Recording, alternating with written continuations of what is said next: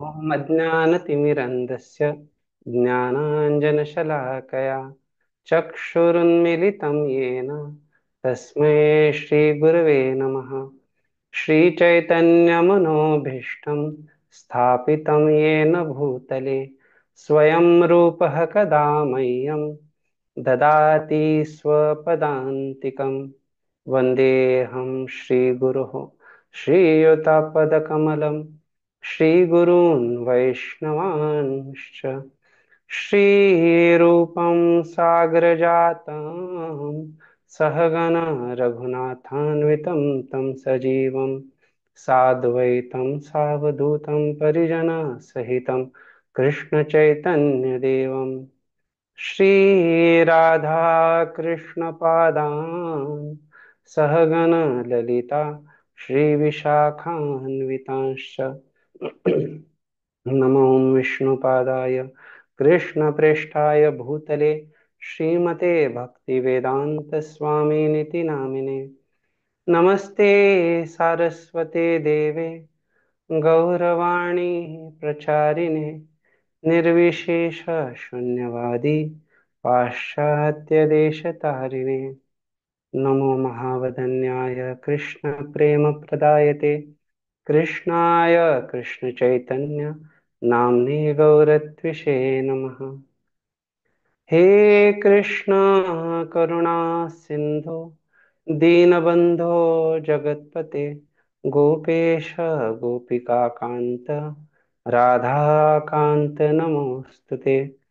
तप्त कांचन गौरांगे राधे वृंदावनेश्वरी वृषभानुसुते देवी प्रणमामि हरिप्रिये।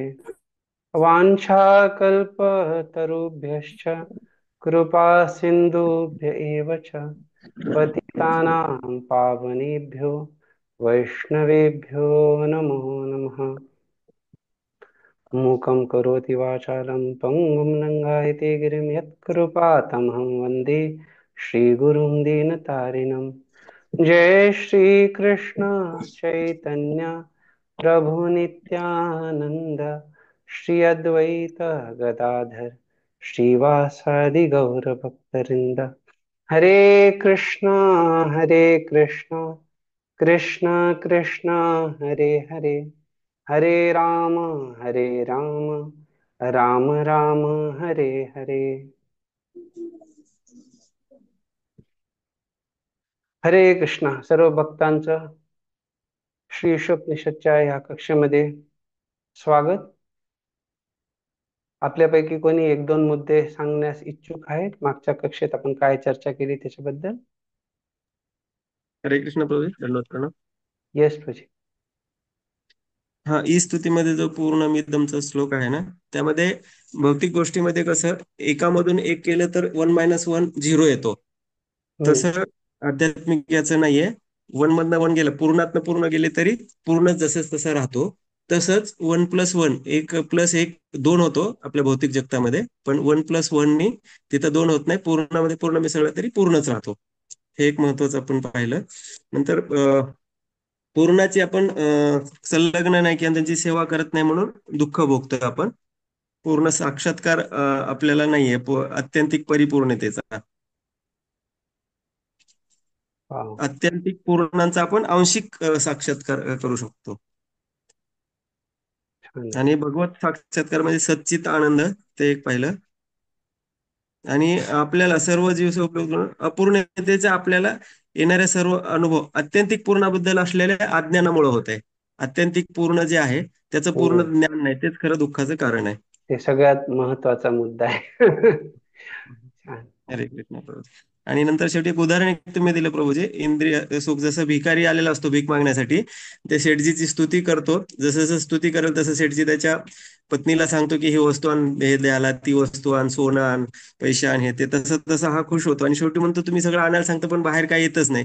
तसं ते शेठजी त्याला सांगतो, तूही मला एवढी स्तुती करतो पण तू जसं श्रुती सुख मला दिलं तसंच मी पण तुलाही ह्याचं वस्तू भेटण्याचं सुख दिलं. म्हणजे ते सगळं भौतिक आणि हे काय म्हणतात त्याला, भ्रम. या. ते कशाच्या आधारावर आपण चर्चा केली?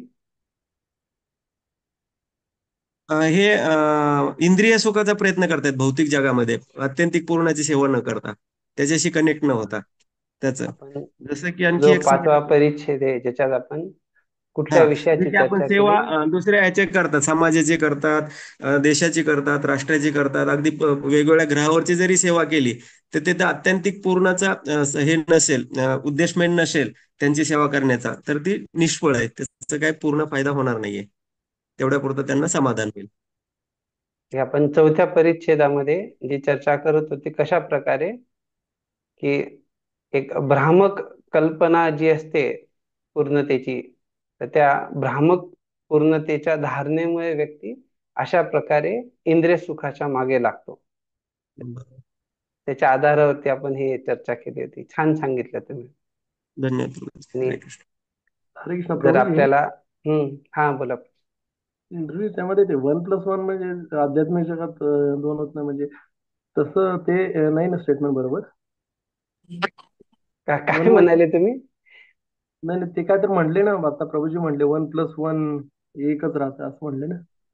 हा, वन तसं मायनस एकातून मायनस. एक गेले तरी एक राहतात आणि एकात एक टाकले तरी एकच राहतात.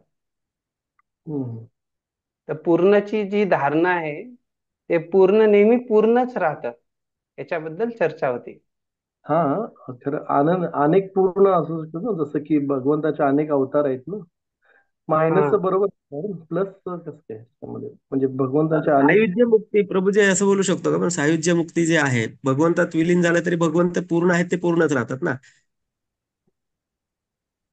आणि सायुज्य मुक्ती तो वेगळा मुद्दा आहे. हा पण हा हा. जेव्हा प्रभूजी, यांच्या प्रश्न प्रश्न असा आहे की जसं की हा भगवंत समजलं. आता मी तुम्हाला भगवान तेच तुमच्या प्रश्नाचं उत्तर देतो. हा, भगवान तर श्रीकृष्णाचे अनेक अवतार आहेत है ना. हा तर तेच तुमच्या प्रश्नाचं उत्तर देतो. प्रभूजी सांगत होते, तर तुम्ही जर ब्रह्मविमोहन लीला बघितली तर एकच पूर्णातून अनेक पूर्ण बाहेर आले आणि पुन्हा ते अनेक पूर्ण जे आहे त्या संपूर्ण मध्ये पुन्हा ते विलीन झाले. तर तुम्ही जे म्हणतायत 1+1 2, तर नाही, त्या एक मधून सगळं काही बाहेर आलंय आणि ते सगळं त्या एक मध्येच एकच राहतं. मुद्दा हा आहे की पूर्ण हे नेहमी पूर्णच राहतं. पूर्णातून किती पूर्ण काढलं तरी ते पूर्ण पूर्ण एवावशिष्यते. तर आणि म्हणजे मुद्दा समजला तुम्हाला? ते तुम्ही जर ती लीला वाचाल तर तुम्हाला याची तुमचा जो प्रश्न आहे त्याचं उत्तर अगदी तंतोतंत हा, त्याचं उत्तर भेटेल. येस समजलं. येस. अजून कोणी बोलू इच्छितो मागच्या कक्षेतल्या काही मुद्द्यांबद्दल?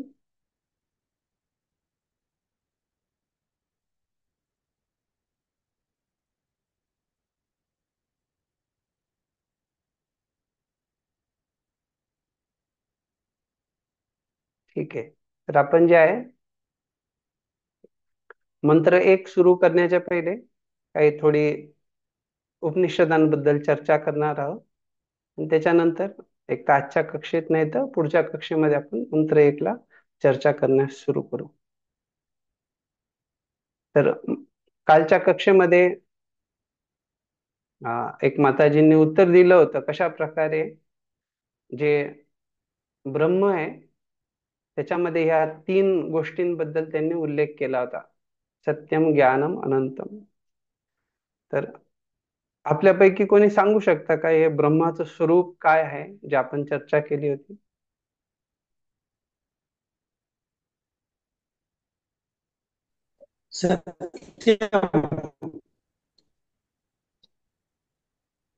सत्यम ज्ञानम अनंतम. तर याच्यामध्ये आपण 2 गोष्टींची चर्चा केली होती, 2 विभाग. एक स्वरूप सार रूपाने आणि दुसरं जे गुणधर्मांच्या रूपाने स्वरूप निरूपक धर्म. तर जे तैत्तिरीय उपनिषद आहे त्याच्यामध्ये ब्रह्माचे हे 3 गुण जे आहे सत्यम, ज्ञानम, अनंतम त्याची चर्चा आहे. आणि उपनिषद जे आहे ते स्वतः या 3 गुणधर्मांना, या दोन्ही विभागांना लावतात, अर्थात स्वरूप विभागालाही आणि स्वरूप निरूपक धर्मच्या विभागालाही. पण मायावादी जे आहे ते फक्त स्वरूप जे आहे ब्रह्मच त्याच्याशीच याला जोडतात. पण ते बाकी जे आहे गुणधर्म किंवा स्वरूप निरूपक धर्म जे आहे त्याच्या बाबतीत ते लावत नाही. अर्थात त्यांची ही धारणा असते की हे जे गुणधर्म लावले जातात तेव्हा गुणधर्मांची चर्चा करताना तिथे जीवात्म्यांची चर्चा येते आणि भगवंतांची जी भौतिक शक्ती आहे त्याची चर्चा येते. पण त्यांचा हा जो दृष्टिकोन आहे की ते असत्य आहे, ते अज्ञानमय आहे आणि ते सीमित आहे आणि त्यामुळे त्याचा ब्रह्मशी काही संबंध नाही. तर आपल्यापैकी कोणी सांगू शकतं का की मायावादी जी ही धारणा ठेवतात ते असं का म्हणतात की त्याचा ब्रह्मशी काही संबंध नाहीये?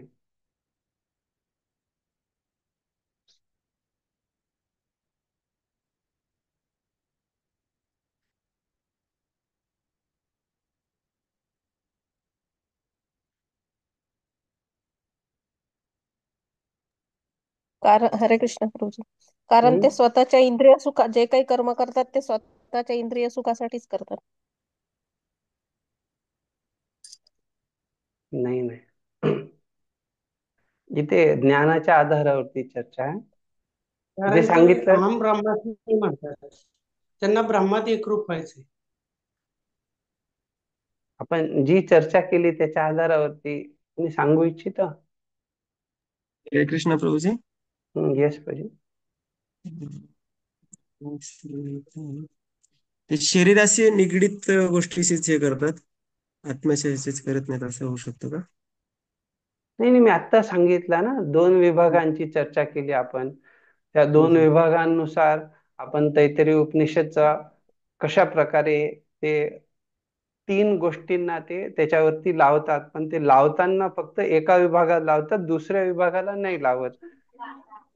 आणि त्याच्या बाबतीत मी सांगितलंय दुसऱ्या विभागाच्या बाबतीत की हा त्यात जीवात्म्यांना भगवंताच्या बौद्धिक शक्तीला त्यांची ही धारणा आहे. तर असं का आहे हा प्रश्न आहे.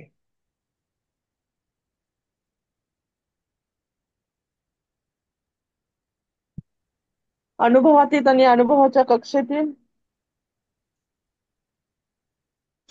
प्रभूजी नाही नाही नाही नाही.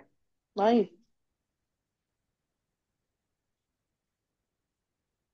तुम्ही ते कशाच्या आधारावर बोलताय ते सांगाल तर स्पष्ट होईल. इथे कस काय त्याचा संबंध येतो.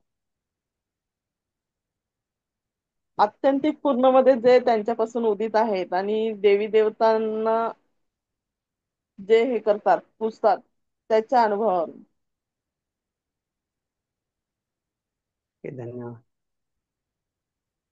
तर इथे जेव्हा मायावादी लोक ह्या प्रकारची धारणा ठेवतात की जीव आणि भौतिक शक्ती हे जे आहे हे असत्य आहे, अज्ञानमय आहे आणि सीमित आहे, तर कारण त्यांचं जे तत्वज्ञान आहे ते हेच आहे की सर्व काही सर्वम खलु इदम ब्रह्म, आणि बाकी जे ते सगळं माया आहे. ब्रह्म सत्यम जगत मिथ्या.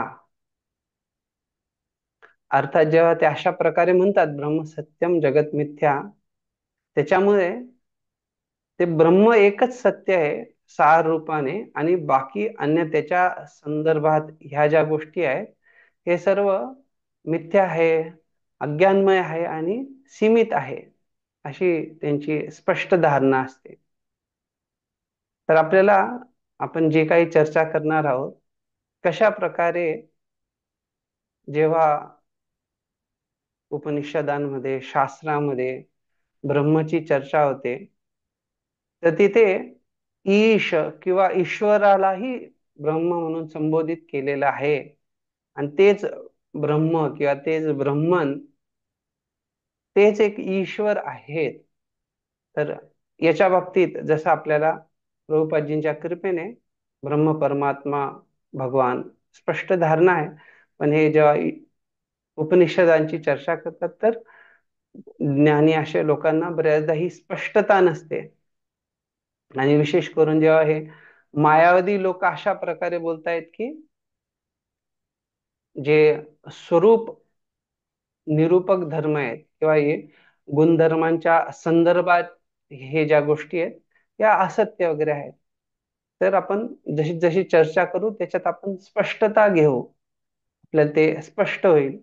आणि विशेष रूपाने जेव्हा आपण काल ईशस्तुती किंवा मंगलाचरण किंवा जे आवाहन किंवा जे सुरुवातीचा आपला शांतीपाठ आहे त्याची जेव्हा आपण चर्चा केली, तर त्याच्यामध्ये आपण ओम पूर्णमदः पूर्णमिदम त्याची चर्चा करताना आपल्याला ह्या गोष्टी स्पष्ट झाल्या कशा प्रकारे त्या पूर्णाशी निगडीत जे भौतिक जगत आहे, जीवात्मा आहे, सर्व काही पूर्णापासून येते, ते सर्व काही काय आहे तेही पूर्ण आहे.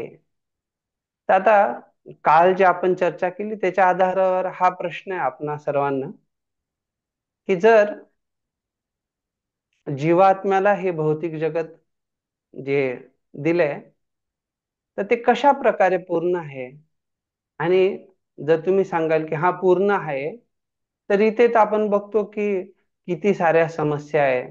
कधी प्लेगमुळे त्रास होतोय, कधी वेगवेगळ्या अन्य अ, खूप सारे आता मध्ये करोनामुळे किती सारा त्रास होता. तर कसं आपण समजू शकतो की हे भौतिक जगत ही पूर्ण आहे. प्रभूजी मी सांगू. हा बोला. काल तुम्ही उदाहरण दिलं होतं की जनरली ज्या समस्या ज्या निर्माण झालेल्या आहेत, जसं की एक समस्या आपण म्हणू शकतो की लोक कंप्लेंट्स करतात की अन्नधान्य म्हणजे तुटवडा आहे. परंतु प्रभुपादांनी तुम्ही उदाहरण दिलं की प्रभुपाद ज्यावेळेला म्हणजे फॉरेन कंट्रीजमध्ये जसं की ऑस्ट्रेलिया आफ्रिकामध्ये ज्यावेळेला फिरत होते, त्यावेळेला त्यांनी सांगितले की बरीच अशी लँड आहे की जी बाबा लँड याच्यामध्ये आपण शेती करू शकतो आणि खूप सारे म्हणजे धरती माता आपल्याला पूर्णपणे आपल्याला म्हणजे अन्नधान्य हे करू शकतो. अशा पद्धतीने अशा 10 पृथ्वी सुद्धा त्याच्यावरती राहू शकतात. परंतु व्यवस्थापनाची इथं हे आहे म्हणजे लॅकिंग आहे म्हणजे 10 पटीने लोक खाऊ शकतात आणि व्यवस्थापनाची कमी आहे. खरं बोलले. आता मुद्दा आहे की इथे जो प्रश्न आहे कशा प्रकारे हे भौतिक जगत जे आहे हे पूर्ण आहे, हे कसं काय तुम्ही त्याचं उत्तर देताय. जसं हेच आता प्रात्यक्षिक प्रायोगिक रूपाने आपल्याला बघायला भेटतं की कसं खरोखर करोना त्रासदायक आहे. तर कसं काय हे पूर्ण आहे.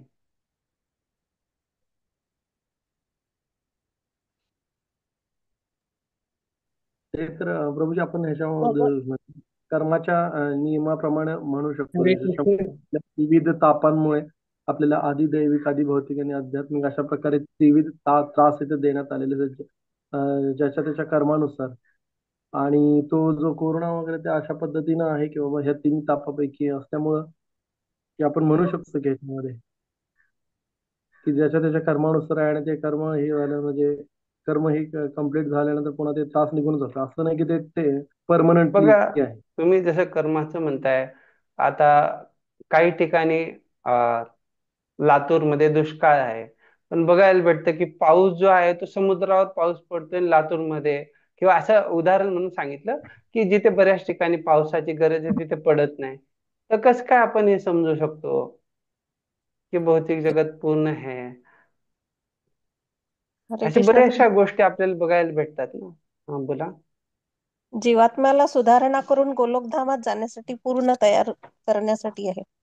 हा छान उत्तर दिलं माताजीने. तर ह्या जगामध्ये ज्या काही सर्व गोष्टी आहेत त्या अशा प्रकारे आहेत की ह्या जीवात्म्याला इथे जे काही गरजेचं आहे त्याच्या आत्मा आणि शरीर एकसाथ राहण्यासाठी आणि ते एकसाथ ठेवून त्याचं जे लक्ष आहे परत भगवत धामात जायचं, ते लक्ष प्राप्ती करण्यासाठी सगळ्या सुविधा आहे. त्या दृष्टिकोनातून भौतिक जगत हे परिपूर्ण आहे. आणि ते भौतिक जगाचं लक्ष्यही तेच आहे जीवात्माच्या दृष्टीने.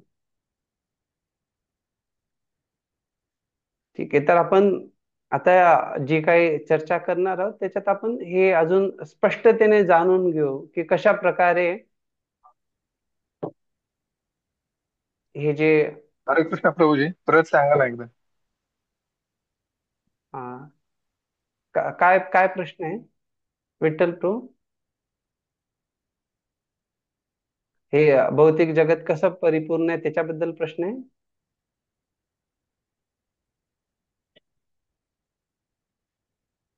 तुम्ही म्यूट आहात, म्यूट. हा प्रभूजी, परत सांगा असं म्हणतायत ते. म्हणजे भौतिक जगत कशा प्रकारे पूर्ण आहे ही माहिती परत हो, एकदा सांगा. हा, भौतिक जगत कशा प्रकारे पूर्ण आहे. त्या भौतिक जगामध्ये जेव्हा जीवात्मा आध्यात्मिक जगातून आला आहे, तर जीवात्मा आध्यात्मिक आहे, त्याला आपण काल चर्चा केली की बाकी अन्य गोष्टींची काही गरज नाहीये आत्म्यासाठी. ना त्याला अन्न, निवारा, त्याला आत्म्यासाठी गरज नाहीये. पण जेव्हा तो शरीर धारण करतो, देहधारी जीवात्मा जो आहे, त्याला शरीराच्या माध्यमाने त्याचं जे लक्ष्य आहे ते साध्य करायचं आहे. तर ते शरीर निर्वाहासाठी ज्या काही गोष्टींची गरज आहे ते सर्व काही भगवंतांनी पुरेसं दिलेलं आहे भौतिक जगामध्ये. आणि हे सगळं उपलब्धी जी त्याला आहे ती याच्यासाठी नाहीये की जेणेकरून त्यांनी भौतिक जगामध्येच राहावं.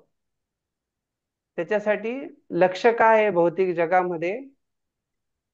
त्याचं लक्ष आहे की या भौतिक जगामध्ये त्यांनी ज्या काही सुविधा आहेत त्याचा वापर, त्याचं जे लक्ष आहे की परत आध्यात्मिक जगात भगवत धामात जायचं, ते लक्ष प्राप्त करण्यासाठी या भौतिक जगाची सुविधा निर्माण केली आहे. विठ्ठल प्रभू, स्पष्ट समजलं तुम्हाला? समजलं प्रभूजी, समजलं. ओके. ओके प्रभूजी. तर अशा प्रकारे आपण जे आहे एक ब्रह्मच्या स्वरूपाची चर्चा केली. आता हे लोक ज्या प्रकारे त्यांचे काही मुद्दे मांडतात, तर आपण एक भक्तिमय दृष्टिकोनातूनही त्याला समजायचा प्रयत्न करू. आपण कशा प्रकारे ब्रह्मलाही ईश्वर म्हणून संबोधित केलं जातं त्याची चर्चा करू, जेणेकरून स्पष्ट होईल की ब्रह्म ही केवळ एक ज्योती नाहीये, किंवा ब्रह्म जे आहे ते कशा प्रकारे एक नियंत्रक आहे. तर वेगवेगळे जे उपनिषद आहेत, तर त्याच्यामध्ये वेगवेगळ्या प्रकारे ह्या संबोधन आपल्याला दिसतात. त्याच्यात संबोधन आहेत जसे ईशोपनिषद मध्ये ईश, किंवा असे ईश्वर, ईशान, सर्वेश्वर, महेश्वर, वैश्वानर, असे वेगवेगळे संबोधन आहेत. आणि हे सर्व जे संबोधन आहे ते दाखवतात की कशा प्रकारे हे ब्रह्म किंवा ब्रह्मन जे आहे हे परम नियंत्रक आहे. आणि ज्या जिथे उपनिषदांमध्ये, वेदांमध्ये याचा उल्लेख येतो ते केवळ सगुण ब्रह्मसाठी आहे असं नाहीये. कधी कधी अशी धारणा असते की नाही, हे सगुण ब्रह्माच्या बाबतीत असं बोललंय, नाही. त्यामुळे ही जी मायावादींची सिद्धांत आहे की ईश्वर म्हणजे ब्रह्मन नव्हे, पण ईश्वर अर्थात एक उच्च स्तराचा भौतिक सत्वगुणाचा एक परिणाम आहे, त्याच्यामुळे ते प्रगट होतात, अशी काही त्यांची धारणा असते. आणि त्यामुळे त्याला ते सगुण ब्रह्म म्हणतात. पण सत्य जे आहे ते निर्गुण ब्रह्म हे खरं सत्य आहे असं मायावादी लोक सांगतात.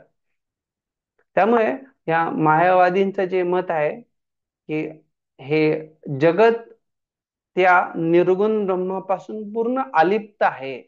अर्थात त्या जगाची जी सर्व कार्य आहेत, सांसारिक गोष्टी साऱ्या, हे त्या ब्रह्मपासून वेगळं आहे. आणि त्यामुळे जसं सांगितलं मी की ब्रह्म सत्य जगन मिथ्या अशा प्रकारे ते धारणा ठेवतात. पण जे बृहदारण्यक उपनिषद आहे, ज्याला एक प्रकारे अं, जे केवळ एकतेबद्दल चर्चा करतं असं, तर अशा उपनिषदामध्येही सांगण्यात आले आत्मा जे आहे ते सर्वेषां भूतानां अधिपती. इथे आत्मा हे परमात्म्याला संबोधित करून आहे. आणि कशा प्रकारे हा आत्मा साऱ्या सर्वेषां सर्व जीवांचा अधिपती अर्थात त्यांचा तो शासक आहे अशा रूपाने संबोधित केलंय. दुसरं आहे सर्वेषां भूतानां राजा. कशा प्रकारे तो साऱ्या प्राणी मात्रांचा जीवात्म्यांचा तो राजा आहे अशा प्रकारे संबोधित केले आहे. हे बृहदारण्यक उपनिषद 2:5-15 मध्ये. त्याच्या प्रकारे 4:4-22 मध्ये जे आहे सांगण्यात आले ब्रह्मन हे जे आहे हे सर्वांचे नियंत्रक आहे. सर्वस्य वशी, वश करणे नियंत्रण करणे, सर्वांना नियंत्रित करतो. त्याच प्रकारे कशा प्रकारे तो सर्वांचा शासकी आहे. सर्वस्य ईशानः, ईशा अर्थात जो नियंत्रण करतो, सर्वस्य ईशानः म्हणून त्याला म्हटलंय. आणि सर्वांचा स्वामी म्हणूनही सर्वस्य अधिपतीही असं म्हणण्यात आलंय. अशा प्रकारे हे वेगवेगळे संबोधन जे दिसतात त्याच्यातून आपल्याला हे स्पष्ट झालंय. छांदोग्य उपनिषद मध्ये एक विभाग आहे ज्याला वैश्वानर विद्या म्हटलेलं आहे. तर एक ऋषी जे आहेत अश्वपती कैकेय, ते 5 गृहस्थ साधूंना उपदेश करतात कशा प्रकारे वैश्वानर जे आहे त्याच्यावरती ध्यान केलं पाहिजे. आणि वैश्वानर काय आहे, व्यासदेव जे आहेत ते सूत्र 1, 2, 25 वेदांत सूत्रात हे सांगतात वैश्वानर साधारण शब्द विशेषात. तर कशा प्रकारे शब्द वैश्वानर जे आहे हे ब्रह्म याच्यासाठी त्याला इंगित करतो, दर्शवतो का, तर कारण त्याचे काही विशेष गुणधर्म आहेत. त्यामुळे वैश्वानर जे आहे ते कोणी जीवात्म्याला संबोधित करून शब्द वापरण्यात नाही आलेला आहे. छांदोग्य 5:18 त्याच्याबद्दल सांगतं कशा प्रकारे हा शब्द जो आहे हा विश्वनर याच्यातून त्याचा उद्गम आहे. आणि त्याचा अर्थ होतो की जो सर्व जीवांचा शासक आहे. विश्वेशाम नरानाम नेतर. त्याच प्रकारे विश्वेशाम अयम नरहा, की जो सगळ्यांचा आत्मा आहे. तर याच्यातनं जे निष्कर्ष निघतो त्याच्यातून स्पष्टता ही येते कशा प्रकारे ब्रह्म हे साक्षात ईश्वर आहे. का तर हे समजणं का महत्वाचं आहे, कारण जेव्हा मायावादी हे प्रस्तुत करतात की ईश्वर हे फक्त एक जड किंवा पदार्थाचा एक सर्वोच्च उत्क्रांत झालेला उत्क्रांतीचा स्तर आहे, अशा प्रकारे ते त्याला त्यांची धारणा आहे. पण ते आपण जसे उदाहरणं बघितले, वेगवेगळे संदर्भ बघितले, ते उपनिषद जे आहेत याला मान्यता देत नाहीये. श्वेताश्वेतर उपनिषद जे आहे त्याच्यात विशेष करून सांगितलंय सर्वस्य प्रभू ईशान वशी सर्वस्य लोकस्य स्थावरस्य चरस्य च. अशा प्रकारे ब्रह्म हे जे आहेत ते स्वामी आणि अधिपती आहेत. कशा प्रकारे ते साऱ्या चर आणि अचर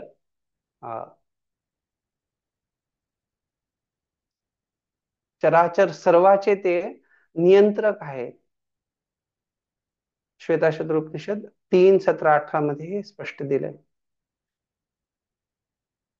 आणि बाकी जे श्लोक आहेत उपनिषदांमध्ये त्याच्यातही असं स्पष्ट आहे की ईश्वरानाम परमम महेश्वरम, कशा प्रकारे तो जो आहे तो साऱ्या ईश्वरांचा ईश्वर आहे. देवतानाम परमम दैवतम, तो साऱ्या देवतांचं परम दैवत आहे. पतीनाम परमम पतिम, कशा प्रकारे साऱ्या नेत्यांचा तो परम नेता आहे किंवा साऱ्या पालक पालकांचा तो परम पालक आहे, पालन करणाऱ्यांचा तो पालन करताय. न तस्य कश्चित पतिरस्ति लोके नोच ईशिता, तर ह्या ब्रह्मांडामध्ये त्यांना कोणी स्वामी नाहीये आणि त्यांच्यावरती ईशिता, त्यांच्यावरती नियंत्रण करणारा दुसरा कोणी नाहीये. अर्थात याचा अर्थ हाच की ते सर्वांचे स्वामी आहेत आणि तेच सर्वांवरती नियंत्रण करतात. तर ब्रह्म हे निश्चित रूपाने पुरुष आहे आणि ते एक व्यक्तित्व आहे. संस्कृत मध्ये जेव्हा पुरुष म्हटलं जातं त्याचा अर्थ होतो की जो शरीरामध्ये निवास करतो. त्यामुळे हे आत्मा आणि परमात्मा दोन्हांना संबोधित करून आहे. आणि जेव्हा उपनिषद या शब्दाचा उल्लेख करता वापर करतात तर ते ब्रह्मच्या स्वरूपात त्याचा उल्लेख केला जातो आणि त्याचा अर्थ हाच होतो की कसं ते परम आहे आणि पुरुष आहेत आणि त्यांचं जे शरीर आहे ते दिव्य आहे. बृहदारण्यक उपनिषदात म्हटलंय आत्मैव इदम अग्र आसीत पुरुष विदः. तर जेव्हा अग्र आसीत म्हटलंय तर सृष्टीच्या सुरुवातीला जे आहे फक्त आत्मैव इदम, फक्त ब्रह्म जे आहे ते फक्त अस्तित्वात होते. कशा प्रकारे? पुरुष विदहा, एक व्यक्तीच्या रूपात. बृहदारण्यक उपनिषद 1:4-1 तर खूप स्पष्ट दिलेलं आहे.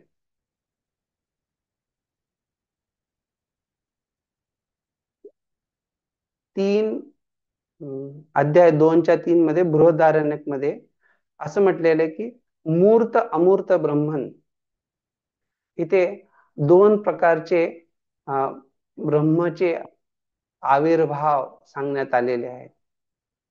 मूर्त अर्थात जे शारीरिक आणि तात्पुरत आहे. अमूर्त अर्थात जे शरीराच्या बंधनाच्या परे आणि शाश्वत असं आहे. तर जे श्लोक 2.3.5.6 आहे 2.3.2.3.5.6 तर त्याच्यामध्ये या अमूर्त ब्रह्माचं वर्णन केलेलं आहे. त्याला पुरुष म्हणून संबोधित केलेलं आहे. आणि ही जी व्यक्ती आहे ही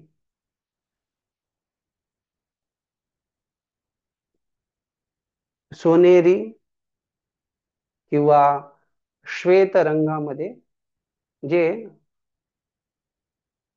श्वेत कमळाच्या श्वेत रंगासारखं किंवा लाल रंगामध्ये जे एका अग्नीच्या लाल रंगाप्रमाणे किंवा विद्युतच्या चमकण्याप्रमाणे असं त्याचं वर्णन आहे. छांदोग्य उपनिषदामध्ये 1:6.6 त्याच्यात ब्रह्मचं वर्णन हिरण्मय पुरुष. तर हिरण्मय आपल्याला जसं माहित आहे हिरण्यकशिपू, तर जेव्हा हिरण हे बोललं जातं ते सोन्याच्या संबंधात, इथे हिरण्मय पुरुषा म्हटलं तर जो एक सोनेरी व्यक्ती तर त्याचे डोळे कशा प्रकारचे आहे, ते लाल कमळाप्रमाणे आहेत. तो सर्व पापांच्या वर स्थित आहे, अर्थात त्याला कुठल्याही प्रकारे पाप स्पर्श करू शकत नाही. आणि जो त्यांना अशा प्रकारे जाणतो तोही सर्व पापातून मुक्त होतो. त्या पुरुषाला जे आहे आकार आहे तो पाप विहीन आहे, त्याच्या कुठल्याही प्रकारचं पाप नाहीये, आणि त्याचा जो आकार आहे तो भौतिक नाहीये. या उपनिषदात 4था अध्याय जो आहे त्याच्यात सांगितलंय अक्षी पुरुषावरती जे ध्यान आहे, अर्थात हा जो व्यक्ती त्याला आपण त्याच्यावरती अक्षी पुरुषावर ध्यान केलं पाहिजे. आणि त्याला इथे आत्मा म्हणून किंवा कधी अमृत म्हणून किंवा अभय म्हणून ते संबोधित केलंय. एतत् ब्रह्म, तर ते ब्रह्म आहे. हे ब्रह्मन जे वामनी अर्थात सर्वांवरती कृपा प्रदान करतं, आशीर्वाद देतं, आणि ते सर्व जगताला प्रकाशित करतं, भामनी. हे ब्रह्मन कसे वामनी आणि भामनी. तर इथे जे आहे सद्विद्या अर्थात शाश्वत जीवनाचं जे ज्ञान आहे किंवा शाश्वततेचं जे ज्ञान, त्या सद्विद्येला या छांदोग्य उपनिषदाचा 6व्या अध्यायामध्ये चर्चा केली. जे उद्दालक अरुणी आहेत ते आपल्या पुत्र श्वेत केतूला ब्रह्मबद्दल शिकवतात, आणि तिथे ते ब्रह्माला एक देवता म्हणून वर्णन करतात, जी देवता ज्याच्याकडे ज्ञान आहे आणि शक्ती आहे. जसं आपण बघतो प्रभुपादजी नेहमी उल्लेख करतात, पराश्च शक्ती विविधैव श्रूयते स्वाभाविकी ज्ञान बल क्रियाच. तर त्यांच्यामध्ये स्वाभाविकी ज्ञान आणि बल, ते शक्ती म्हटले, ते हे आपण बघू शकतो कशा प्रकारे शास्त्रांमध्ये ज्या गोष्टी दिल्या त्या बऱ्याचशा एकमेकाला मेळ खातात, जुळतात. मुंडक उपनिषद अध्याय 2 मध्येही या पुरुषाचं वर्णन करण्यात आलंय. त्यांच्या धामाचं वर्णन आहे आणि त्यांच्याबद्दलही वर्णन आहे. तर उपनिषद जे आहे तिथे ज्या प्रकारे भगवद्गीतेमध्ये श्लोक येतो, तद् भासेते सूर्यो न शशांको न पावक, त्या प्रकारे ते वर्णन करण्यात आलंय मुंडक उपनिषद मध्ये. कशा प्रकारे तिथे सूर्याच्या प्रकाशात सूर्यप्रकाश होत नाही, तिथे चंद्र आणि तारे त्यांची गरज नाही, तिथे विद्युतची गरज नाही. जर विद्युतची गरज नाही तर अग्नीची काय गरज पडली, अशा प्रकारे. तर त्याच्यापासूनच सर्व काही जे आहे ते प्रकाशमान होतं, आणि त्याच्यातूनच ते प्रकाश परिवर्तित करतात, जेणेकरून पूर्ण संसार प्रकाशमान होतो. आता हे जे दुसऱ्या अध्यायात सांगितले, तर तिसऱ्या अध्यायामध्ये हे स्पष्टपणे फरक भेद केला गेला आहे की परमपुरुष आणि एक व्यष्टी आत्मा जो आहे त्याच्यामध्ये, ज्या व्यष्टी आत्म्यालाही पुरुष म्हटलं जातं. तर त्याचं वर्णन करताना ज्या प्रकारे दोन पक्षी एकाच झाडावरती विद्यमान आहे, त्यातला एक खातो आणि दुसरा फक्त बघतो. याचं तुम्ही भगवद्गीतेत वाचलंच असणार आहे, आपण ती चर्चा नाही करणार. श्री उपनिषद मंत्र 16 जो आहे त्याच्यातही म्हटलेलं आहे, कुशन एकर्षेयम सूर्य प्रजापत्य विरस्मिन् समह तेजो यत्ते रूपम कल्याणतम तत्ते पश्यामि योऽसौ असो पुरुष सोहम अस्मि. तर त्याच्यात ही स्पष्टता देण्यात आली आहे. कशा प्रकारे भगवंतांना याच्यात जे आहे एक आद्य तत्वज्ञानी म्हणून संबोधित केले आहे, या ब्रह्मांडाचे पालक म्हणून संबोधित केले आहे, आणि कशा प्रकारे भगवंत जे आहे ते सर्व काही संसारामध्ये नियमित करणारे सर्वोच्च तत्व आहेत, शुद्ध भक्तांचे ते गती आहेत, आणि सर्व मनुष्य जातीचे ते हितचिंतक आहेत. त्यामुळे ते विनंती केली जाते कशा प्रकारे तुमच्या दिव्य शरीराचे जे दिव्य किरण आहेत त्यांना तुम्ही बाजूला सरका, जेणेकरून मी तुमचं जे आनंदाचं दिव्य रूप आहे त्याचं दर्शन करू शकेल. तुम्ही जे आहात पूर्ण पुरुषोत्तम सर्वोच्च भगवंतांचं सर्वोच्च प्रकटीकरण किंवा व्यक्तिमत्व आहात. ज्या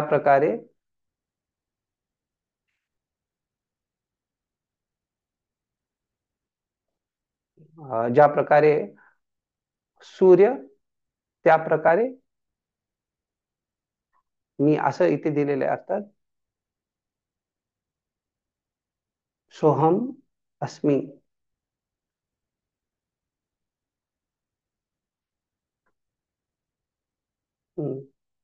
तर इथे भगवंतांना सांगण्यात आले की ज्या प्रकारे सूर्याचं दर्शन करण्यासाठी सूर्य किरण बाजूला केली की सूर्याला म्हणजे सूर्यकिरण डोळ्यावर आली तर दर्शन नाही होणार, पण ती सारली गेली तर आपण बघू शकतो. त्या प्रकारे तुमचे जे अंगकांतीचं किरण आहेत त्यांना बाजूला केलं तर निश्चित रूपाने मला तुमचं दर्शन होऊ शकेल. ते रूपम कल्याणतमम सांगण्यात आले कशा प्रकारे त्या पुरुषाचं जे रूप आहे ते खूप शुभदायक आहे, कल्याणतम आहे. कल्याण तर नाही म्हटलेले, कल्याण तर कल्याणतमम अर्थात जे सर्वोच्च कल्याण प्रदान करणार आहे. प्रश्न उपनिषद मध्ये जे आहे पाचव्या अध्यायात 6वा-7वा जो श्लोक आहे त्याच्यात ब्रह्मन एक व्यक्ती म्हणून आणि व्यष्टी जीवात्मा एक व्यक्ती म्हणून त्याच्यामध्ये भेद करून दाखवलाय. आणि तिथे कशा प्रकारे परमपुरुष जे आहेत ते त्यांचा संदर्भही तिथे दिलेला आहे. ते शांत आहेत, ते कुठल्याही वयाच्या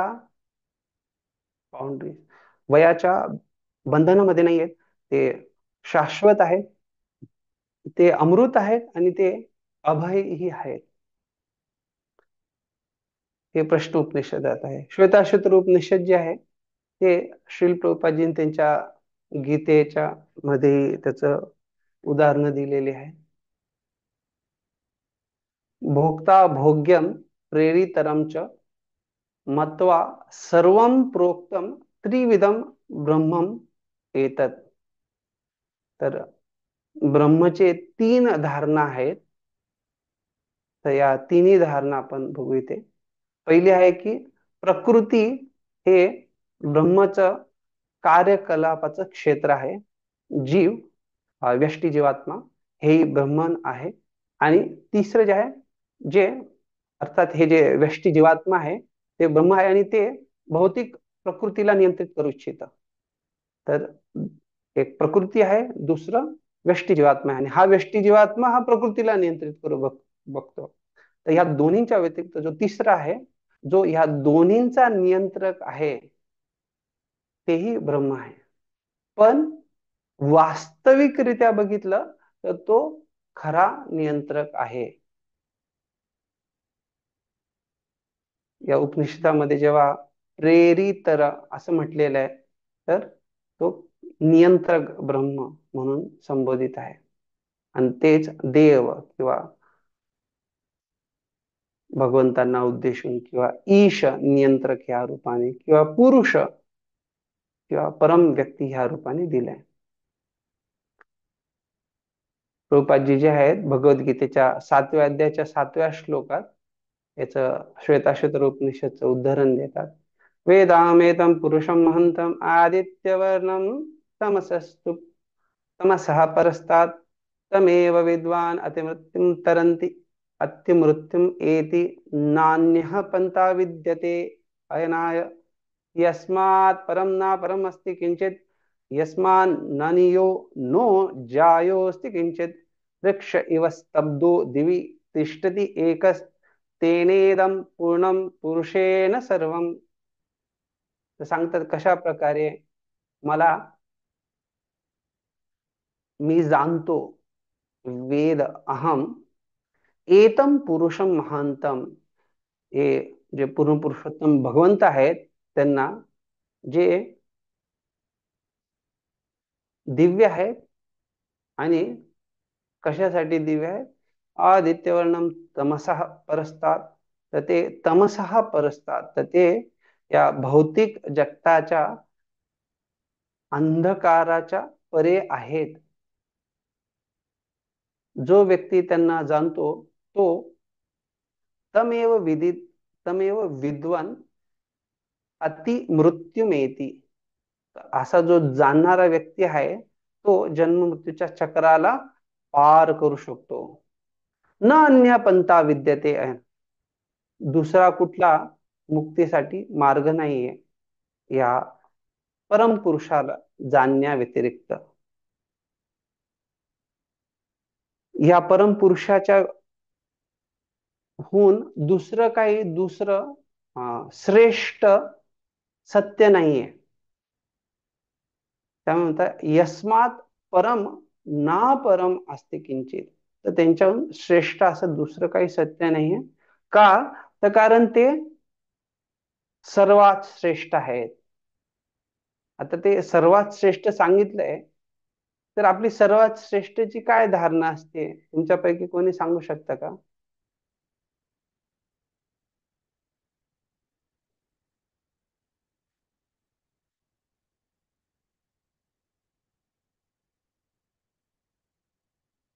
ठीक आहे. इथे सर्वात श्रेष्ठची खूप सुंदर धारणा आहे.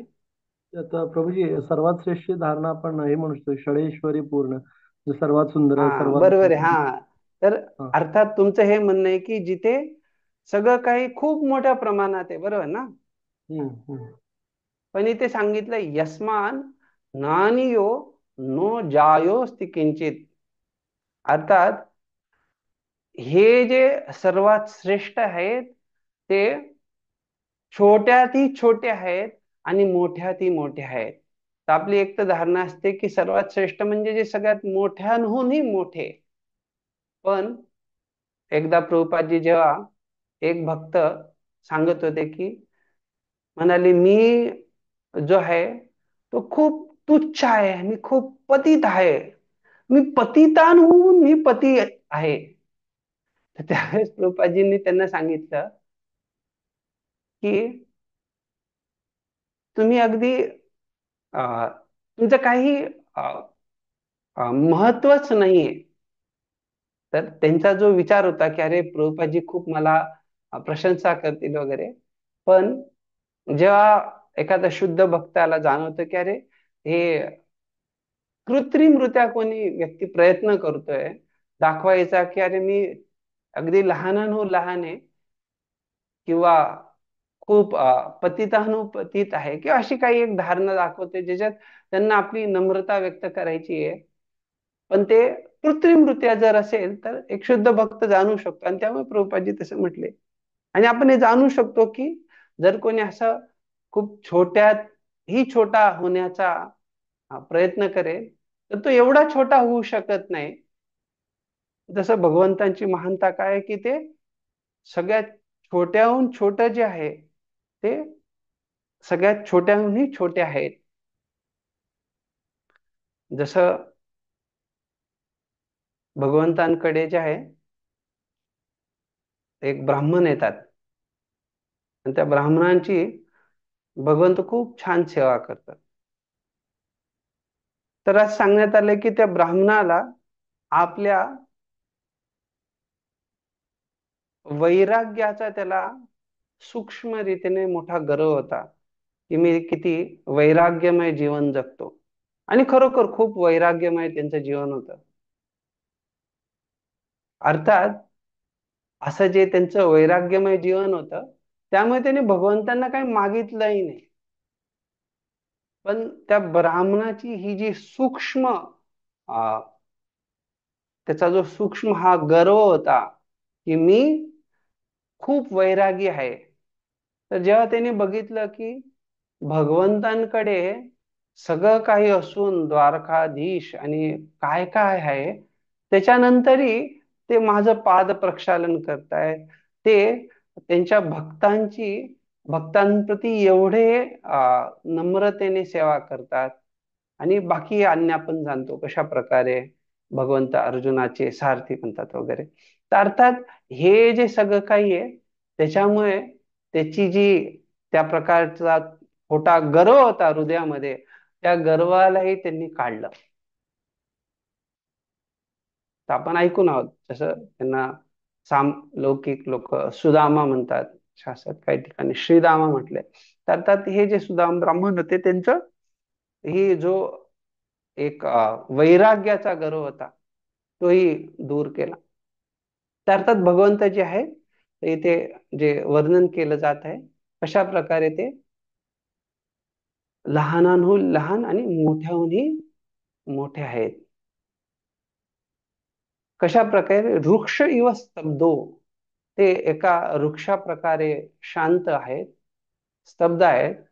आणि ते सर्व दिवी तिष्ठत्य एकच, ते एकच जे आहे संपूर्ण आध्यात्मिक आकाशाला प्रकाशमान करतात, दैदिप्यमान करतात.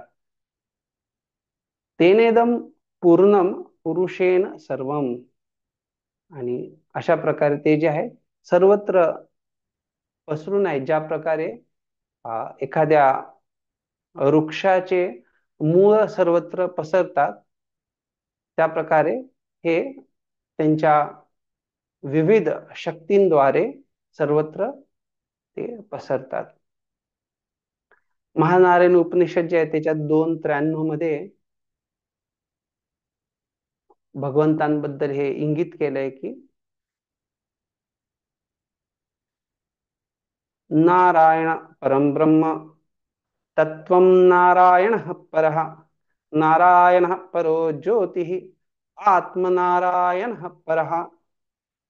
तर त्याच्यात सांगितले कशा प्रकारे नारायण हे परम ब्रह्म आहे, नारायण हे परम सत्य आहे, नारायण परम ज्योती आहेत आणि नारायण हे परमात्मा आहे. कठोपनिषद जे आहे त्याच्यात स्पष्टता दिली आहे, हे पुरुष म्हणजे हे विष्णू आहे, भगवान विष्णू. आणि त्याच्यात श्रील कृपाद जे त्यांच्या तात्पर्यामध्ये याची स्पष्टता देतात. हा कठोपनिषदचा 1, 3, 3, 4 आणि 9वा श्लोक याच्यावरती आधारित. आत्मानं रथं विद्धि शरीरं रथम एव च, बुद्धिं तु सारथिं विद्धि मनः प्रग्रहम् एव च, इंद्रियाणि हैन आहुः विषयांस्तेषु गोचरन् सोऽध्वनः परम आपनोति तद विष्णोः परमं पदम. त्याच्यात सांगण्यात आलंय स्पष्ट कशा प्रकारे आत्मा जो आहे हा शरीराचा जो रथ आहे, आत्मानं रथिनाम विद्धी, त्या रथाला त्यांनी त्याच्यात तो राहतोय. आणि त्याचा जो सारथी आहे तो त्याची बुद्धी आहे. बुद्धिं तू सारथिं विद्धी, तर बुद्धी जी आहे ती सारथी आहे. आणि मन जे आहे ते प्रग्रहम, अर्थात जे गंतव्य स्थान आहे तिथे पोहोचण्यासाठी जी दृढता पाहिजे ते मन प्रग्रहम एवच. त्याच प्रकारे जे इंद्रिय आहेत ते घोड्यांप्रमाणे आहे. आपण भगवद्गीतेच्या मुखपृष्ठावरती हे बघितलं असेल कशा प्रकारे ते चित्र दाखवलंय. तर ते रथाचे जे घोडे आहेत ते इथे इंद्रियांप्रमाणे म्हटलेले आहे. इंद्रियाणी हयन आहो विषयांस तेषु गोचर, आणि जे विषय वस्तू आहेत किंवा इंद्रियाच्या जे विषयाच्या वस्तू आहेत ते त्या कार्यामध्ये समाविष्ट आहे. तर निश्चित रूपाने व्यक्ती त्या परम गंतव्याला प्राप्त करू शकतो. तर त्या परम गंतव्याला इथे म्हटलेलं आहे परमम पदम, आणि ते जीवनाचं परम लक्ष्य आहे. तर ते परम लक्ष्य काय आहे ते स्पष्टपणे सांगतायत. सो ध्वना हा परम आपनोती. आणि ते परम काय आहे तर तद विष्णो हो परमम पदम. तर निश्चित रूपाने ते परमपद आहे, जीवनाचं परम लक्ष्य आहे प्राप्त करणं. तर बद्ध जीवनामध्ये सामान्यतः चेतना ही शरीरामध्ये असल्यामुळे व्यक्तीचं ते बंधनाचं कारण बनतं. पण तीच चेतना जेव्हा कृष्ण भावनामृतामध्ये परिवर्तित केली जाते, व्यक्ती शारीरिक चेतनेच्या जागी कृष्ण भावनाभावित बनतो, तर ते त्याला ह्या परमपदाला प्राप्त करण्यासाठी किंवा भगवत धामात पुन्हा जाण्यासाठी ते कारणीभूत ठरतात. अशा प्रकारे इथे ही स्पष्टता देण्यात आली आहे कशा प्रकारे हे ब्रह्म जे आहे त्याला वेगवेगळ्या नावाने उपनिषदांमध्येच स्पष्टपणे सांगितलंय की ते एक व्यक्ती आहे, ईश्वर, ईशान वगैरे वगैरे. आपण वैश्वानर वगैरे त्याच्याबद्दलही चर्चा केली. तर अगदी स्पष्ट आहे. तर आपण जसं बघितलं की त्याचे काही गुणधर्म आहेत, तर त्या गुणधर्मांबद्दलही चर्चा महत्वाची आहे. कारण नाहीतर मायावादींसारखंच बरेच लोक मंदिरात जातात किंवा बऱ्याचशा त्यांना समस्या असतात की कशा प्रकारे तीर्थस्थळ किंवा मंदिर अर्थात तिथे एकदम शांती शांती शांती, अर्थात तिथे कुठल्याही प्रकारचा आवाज नको. अर्थात त्यांची जी धारणा आहे ती खूप वेगळ्या प्रकारची असते. का तर त्यांना हे ब्रह्म किंवा ईश्वर जे आहे त्यांच्या गुणधर्मांबद्दल काही ज्ञान नसतं. तो उपनिषद जे आहे कशा प्रकारे ब्रह्मला वेगवेगळे गुणधर्म लावतं त्याच्याबद्दल आपण आज सुरुवातीला चर्चा केली. कोणी सांगू शकाल की आपण कुठल्या गुणधर्मांना जे पहिले आपण चर्चा केली होती ते आज परत बघितले?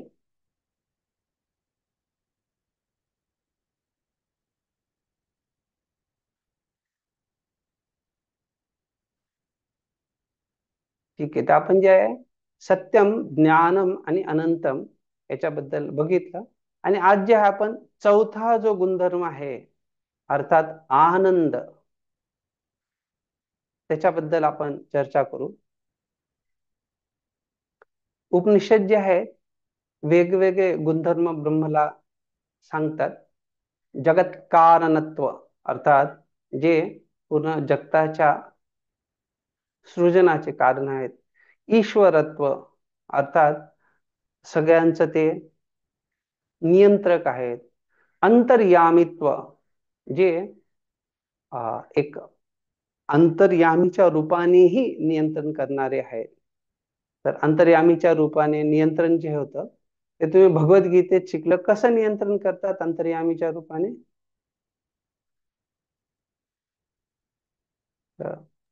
परमात्मा रूपाने. हा, कसं नियंत्रण करतात?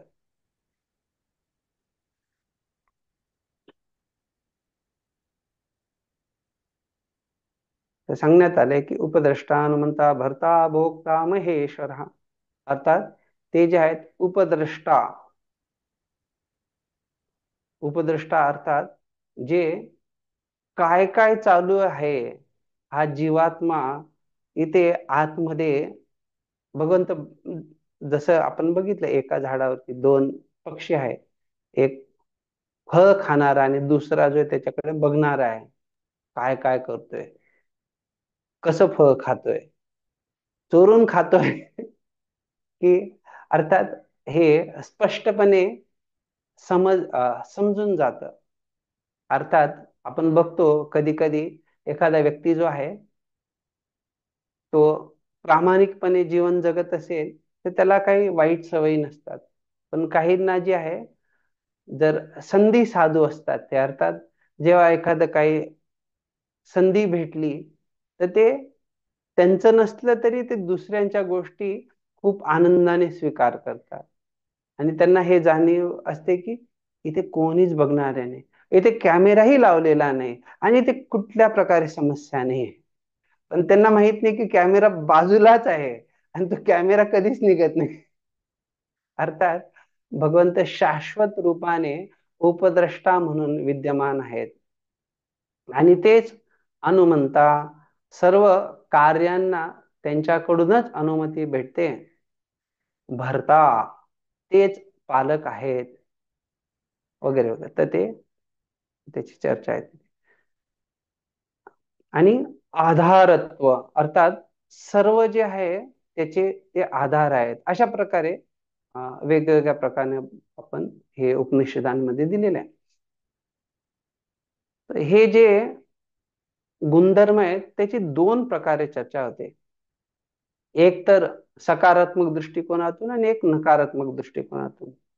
जेव्हा सर्वज्ञ म्हटले की ते सर्व काही जाणणारे आहेत, सर्व कर्म हा ते सर्व प्रकारचे कार्य करणारे आहेत, सर्व काम हा ते सर्व प्रकारच्या इच्छा ठेवणारे आहेत, सर्व गंध हा त्यांच्याकडे सर्व प्रकारचे गंध आहेत, सर्व रस हा ते पूर्णपणे रसमय आहेत, आणि सत्य संकल्प हा त्यांच्या सर्व प्रकारच्या इच्छा ज्या आहेत, संकल्प जे आहेत ते नेहमी पूर्ण होतात.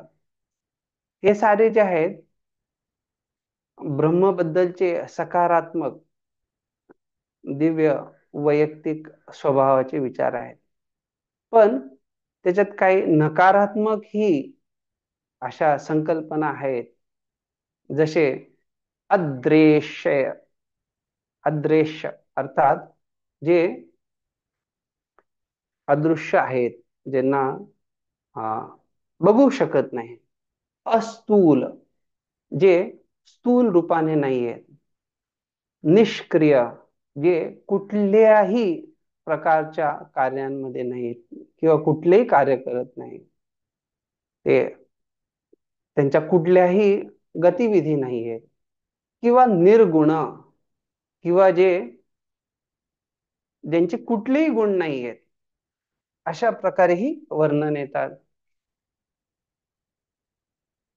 तर जेव्हा उपनिषद अशा प्रकारे सकारात्मक किंवा नकारात्मक गुण हे ब्रह्मसाठी वापरतात, आणि ते एकच ब्रह्म आहे असं नाही की एक ब्रह्मला एक लावलं दुसऱ्याला दुसरं लावलं, तर एकच ब्रह्मला हे लावलं जातं. तर त्यामुळे उपनिषद तीच आहेत, आणि जे सकारात्मक नकारात्मक हे गुणधर्म यांची जी चर्चा आहे ते पण त्याच ब्रह्मबद्दल आहे. तर आता याला कसं ह्या समस्येला सोडवायचं, तर तुमच्यापैकी कोणी सांगू शकतं का या समस्येला कसं सोडवलं जाऊ शकतं?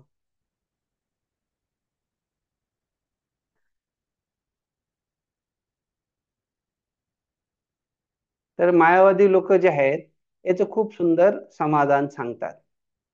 ते सांगतात कशा प्रकारे, हे जे सगळं सकारात्मक सांगण्यात आलेलं आहे हे आहे सगुण ब्रह्माबद्दल, आणि जे काही नकारात्मक आहे ते सगळं आहे निर्गुण ब्रह्माबद्दल, जे खरोखर निर्गुण ब्रह्म तेच सत्य ब्रह्म आहे अशा प्रकारे. पण दुर्दैवाने जे आहे उपनिषद अशा प्रकारे बोलत नाही की हे सत्य ब्रह्म आहे आणि असत्य ब्रह्म आहे, की सत्य ब्रह्म जे आहे त्याच्यामध्ये या सगळ्या सकारात्मक गुणधर्म नाहीयेत असं कुठे उपनिषदात दिलेलं नाही.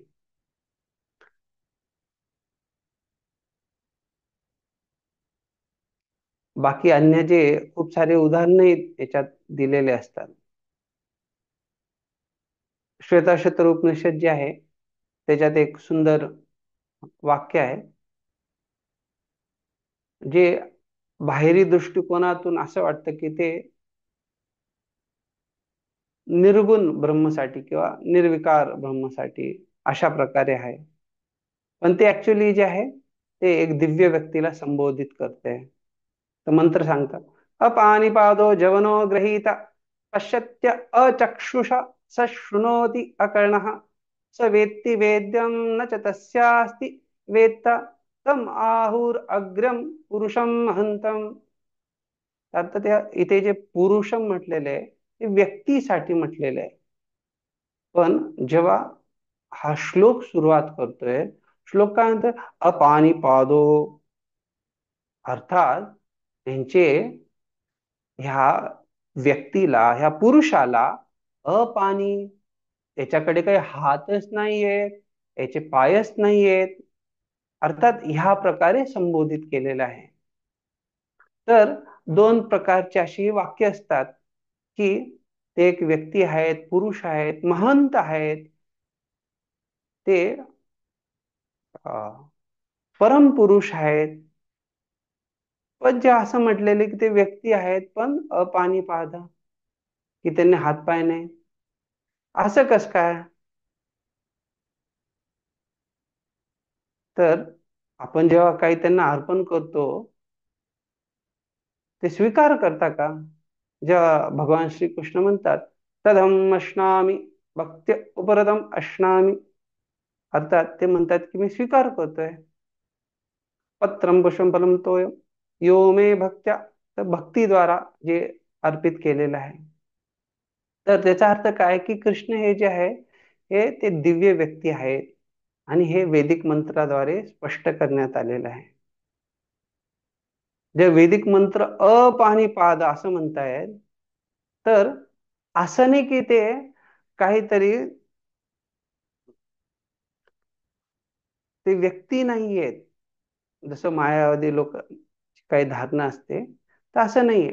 ते व्यक्ती आहेत पण त्यांचे हात आणि पाय ते आपल्यासारखे नाहीयेत. तर आपले हातपाय कसे असतात कोणी सांगू शकेल का? कमी लांबीचे असतात, जास्त लांबीचे असतात. काय काय इथे काय उद्देशून सांगण्यात आले आपल्यासारखे नाहीत म्हणजे?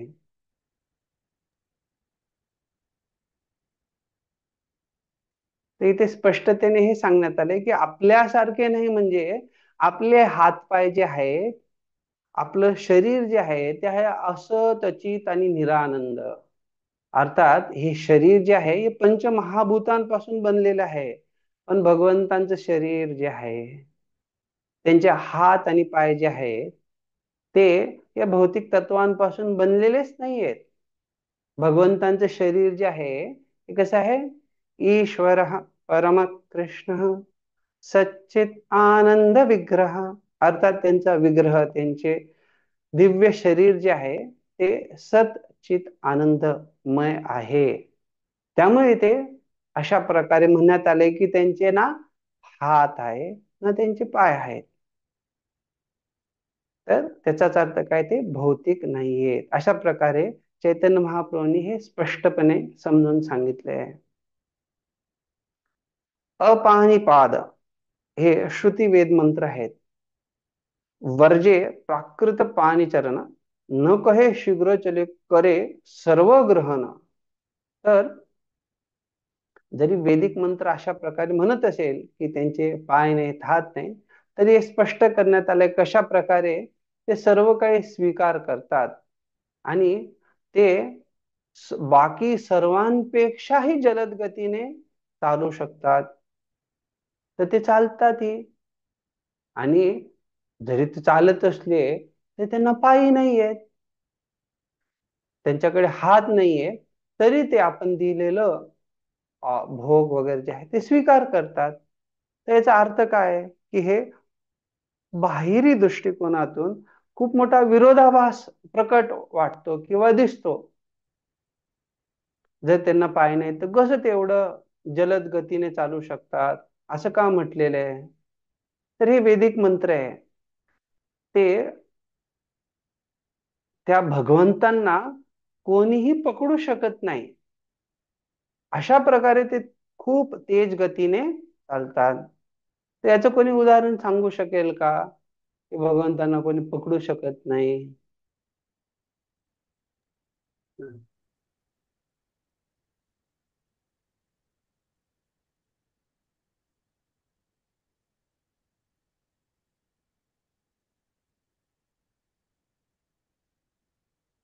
साधू कृपा प्रभू.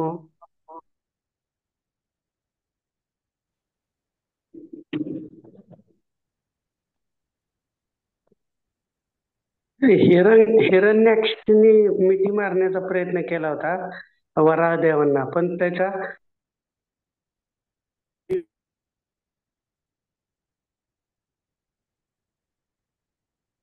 तर इथे जे आहे, जेव्हा मुद्दा हा आहे की चालण्याचा प्रश्न करण्यात आलाय, तर आपण बघतो कशा प्रकारे जेव्हा कालियावन भगवंतांचा पाठलाग करत असतो, तर भगवंत चालतात आणि कालियावन पहिले त्याला वाटतं की खूप जवळ आहेत, तर तो थोडा तेज चालायला लागतो. मग त्याला तेज चालून पण असं वाटतं की अरे मी पोहोचू शकत नाही, तो पळायला लागतो. तो जरी पळायला लागला तरी काय होतंय, तो भगवंतांपर्यंत पोहोचू शकत नाही. तरी ते जेव्हा म्हटलंय की ते एवढ्या तेज गतीने चालतायत, तर हे चालण्याचं उदाहरण विचारण्यात आलंय. ते आपल्याला स्पष्ट समजलं पाहिजे की जरी त्यांना जर पाय नाही तर ते कशा प्रकारे चालताय. त्यामुळे इथे स्पष्ट दिलंय की वर्जे प्राकृत पाणीचरण, अर्थात जे त्यांचे शरीर जे आहे ते प्राकृत नाहीये, भौतिक नाहीये. कुर्म पुराणामध्ये सांगण्यात आलंय की परम पुरुषोत्तम जे परम ब्रह्म आहे, त्यांच्या शरीरामध्ये आणि आत्म्यामध्ये कुठलाही भेद नाहीये. जेव्हा आपण परम सत्याची गोष्ट करतो, तर तिथे कुठल्या प्रकारचं द्वंद्व नाहीये. ज्या प्रकारे आपल्यामध्ये द्वंद्व असतं, अर्थात आत्मा आहे आणि शरीर आहे, दोन्ही वेगवेगळे आहे, पण भगवंतांच्या बाबतीत ते द्वंद्व नाहीये. त्यामुळे शास्त्रात म्हटलेलं आहे, यस्यात्मबुद्धी कुणपेत्री धातुके स्वधिक कलत्रा. तर त्याच्यात स्पष्ट दिलं की जर एखादा व्यक्ती जो आहे, या शरीरालाच आत्मबुद्धी, जे तीन धातूंचं शरीर बनले त्यालाच जर आपली ओळख समजत असेल स्वतः म्हणून किंवा आत्मा म्हणून समजत असेल, तर हे सत्य नाही आहे. त्यामुळे भगवद्गीता ही काय सांगते, देहिनोस्मिन यथा देह कौमारम यौवनम जरा. अर्थात देही म्हणजे जो शरीर धारण केलेला आहे किंवा जो शरीराचा स्वामी आहे किंवा जो शरीरात निवास करणार आहे, देह आणि देही. तर शरीरात राहणारा शरीराहून वेगळा आहे.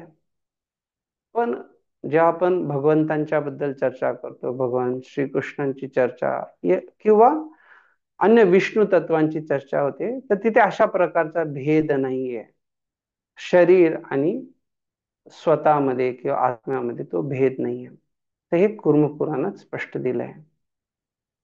पण मायावादी जे असतात, एक तर त्यांच्या संकुचित ज्ञानामुळे किंवा त्यांच्या लहरीपणामुळे ते सांगतात की जेव्हा कृष्ण किंवा विष्णू अवतरित होतात, तेव्हा ते भौतिक शरीर धारण करतात. पण हे सत्य नाहीये. भगवंत काय म्हणतात, संभवामी आत्ममाया. तर भगवंत जे आहे ते कधीही भौतिक शरीर धारण करत नाही. का? तर कारण आत्ममायया ते स्वतःच्या स्वतःच, असं नाही की त्यांचं शरीर सृजन केलं जात आहे, स्वतः स्वतःच्या स्वेच्छेनेच ते येत आहेत. त्यामुळे त्यांच्यासाठी असं कुठल्या प्रकारचं भौतिक जगत वगैरे काही भेद नाही, कारण सर्व काही त्यांचीच शक्ती आहे. आणि त्यामुळे भगवंत गीतेत सांगतात, अवजानन्ति मां मूढा मानुषीं तनुम आश्रितम. तर ज्यावेळेस मी प्रकट होतो तेव्हा या लोकांना काय वाटतं की मी एक मनुष्य शरीरात किंवा एक मनुष्याप्रमाणे मानुषीम तनुम त्याचा मी आश्रय घेतलाय. तर हे मूर्ख लोक जे आहेत अशा प्रकारे भगवंतांचं जे आहे त्यांना कमी लेखतात. त्यामुळे मायावादी जे आहे ते कधी भगवंतांच्या दिव्य रूपाची उपासना करत नाही. ते निर्विशेष जे आहे त्याचे उपासक असतात. त्यामुळे भगवान श्रीकृष्ण 12व्या अध्यायाच्या 5व्या श्लोकात सांगतात, क्लेशोदिक्तरस्तेषां अव्यक्तासक्त चेतसाम. अर्थात असे जे लोक आहेत, 5वा श्लोक, त्यांची जी आहे अव्यक्तामध्ये खूप आसक्ती असते. तर ते निश्चित रूपाने जेव्हा अव्यक्ताची चर्चा आहे तर तेच परम सत्य आहे जे आपण चर्चा केली, ब्रह्म, परमात्मा, भगवान. पण त्या ब्रह्मपर्यंत जे अव्यक्त आहे त्याच्यापर्यंत पोहोचणं खूप कठीण आहे, त्रासदायक आहे. तर आपण बघू शकतो कशा प्रकारे ते ब्रह्म जे आहे ते निश्चित रूपाने ते परम सत्य आहे.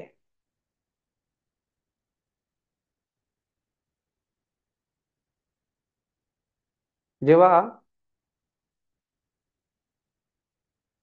5500 वर्षापूर्वी जे आहे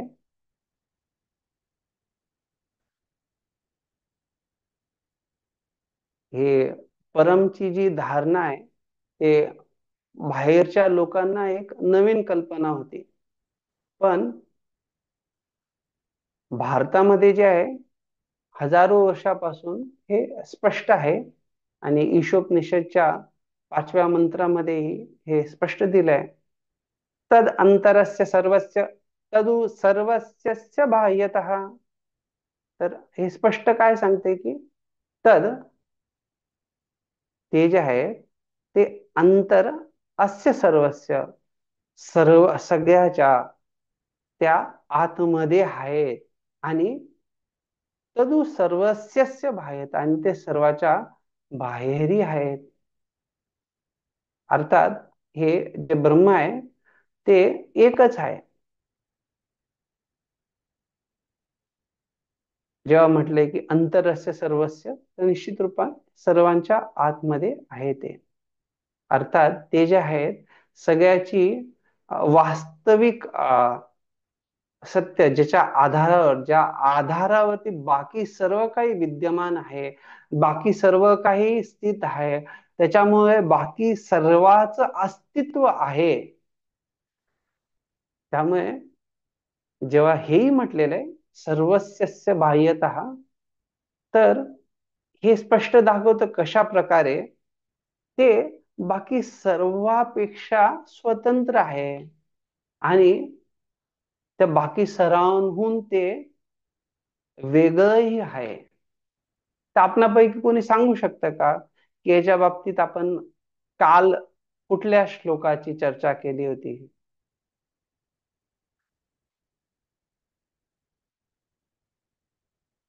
कशा प्रकारे ते सर्वांच्या बाहेर आहे, ते स्वतंत्र आहे?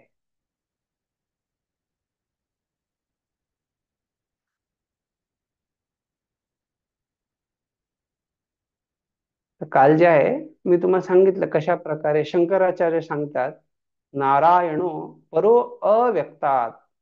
अर्थात हे व्यक्त सृष्टीच्या परे आहे, ते पूर्णपणे स्वतंत्र आहे. आणि मी तुम्हाला जे आहे श्रीमद भागवतमचा पहिला जो श्लोक आहे त्याच्यात याच्याबद्दल दिलंय कशा प्रकारे ते स्वराट आहेत, अर्थात ते पूर्णतः स्वतंत्र आहेत.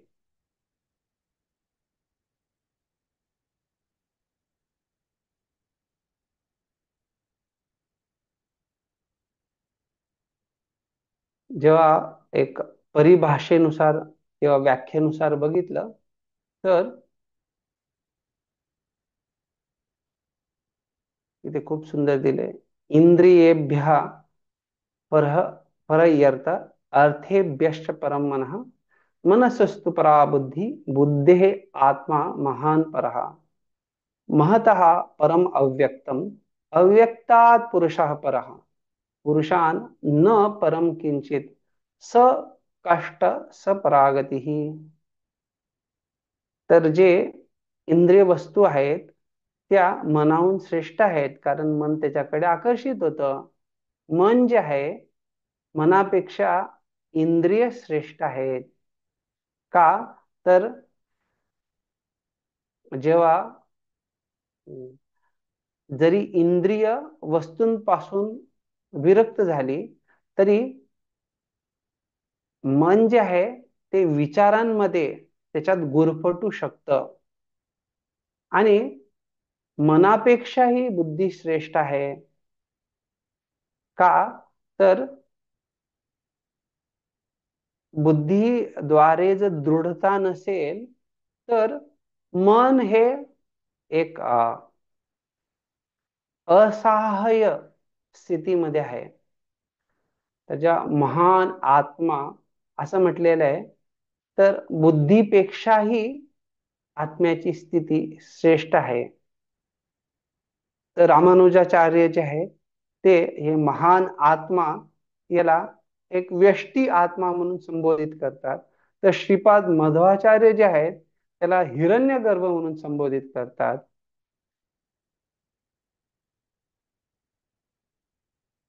तरी ते जे आहे महान आत्मा पेक्षाही हे अव्यक्त जे आहे ते श्रेष्ठ आहे आणि जी अर्थात अप्रकट प्रकृती आणि या अव्यक्तापेक्षाही परमपुरुष जे आहे भगवंत ते त्याच्याहून श्रेष्ठ आहेत. आणि कठोपनिषद मध्ये त्यामुळे याची स्पष्टता दिली आहे की पुरुषां न परम किंचित, अर्थात ते जे परम पुरुष आहेत त्यांच्याहून श्रेष्ठ दुसरं काही नाहीये.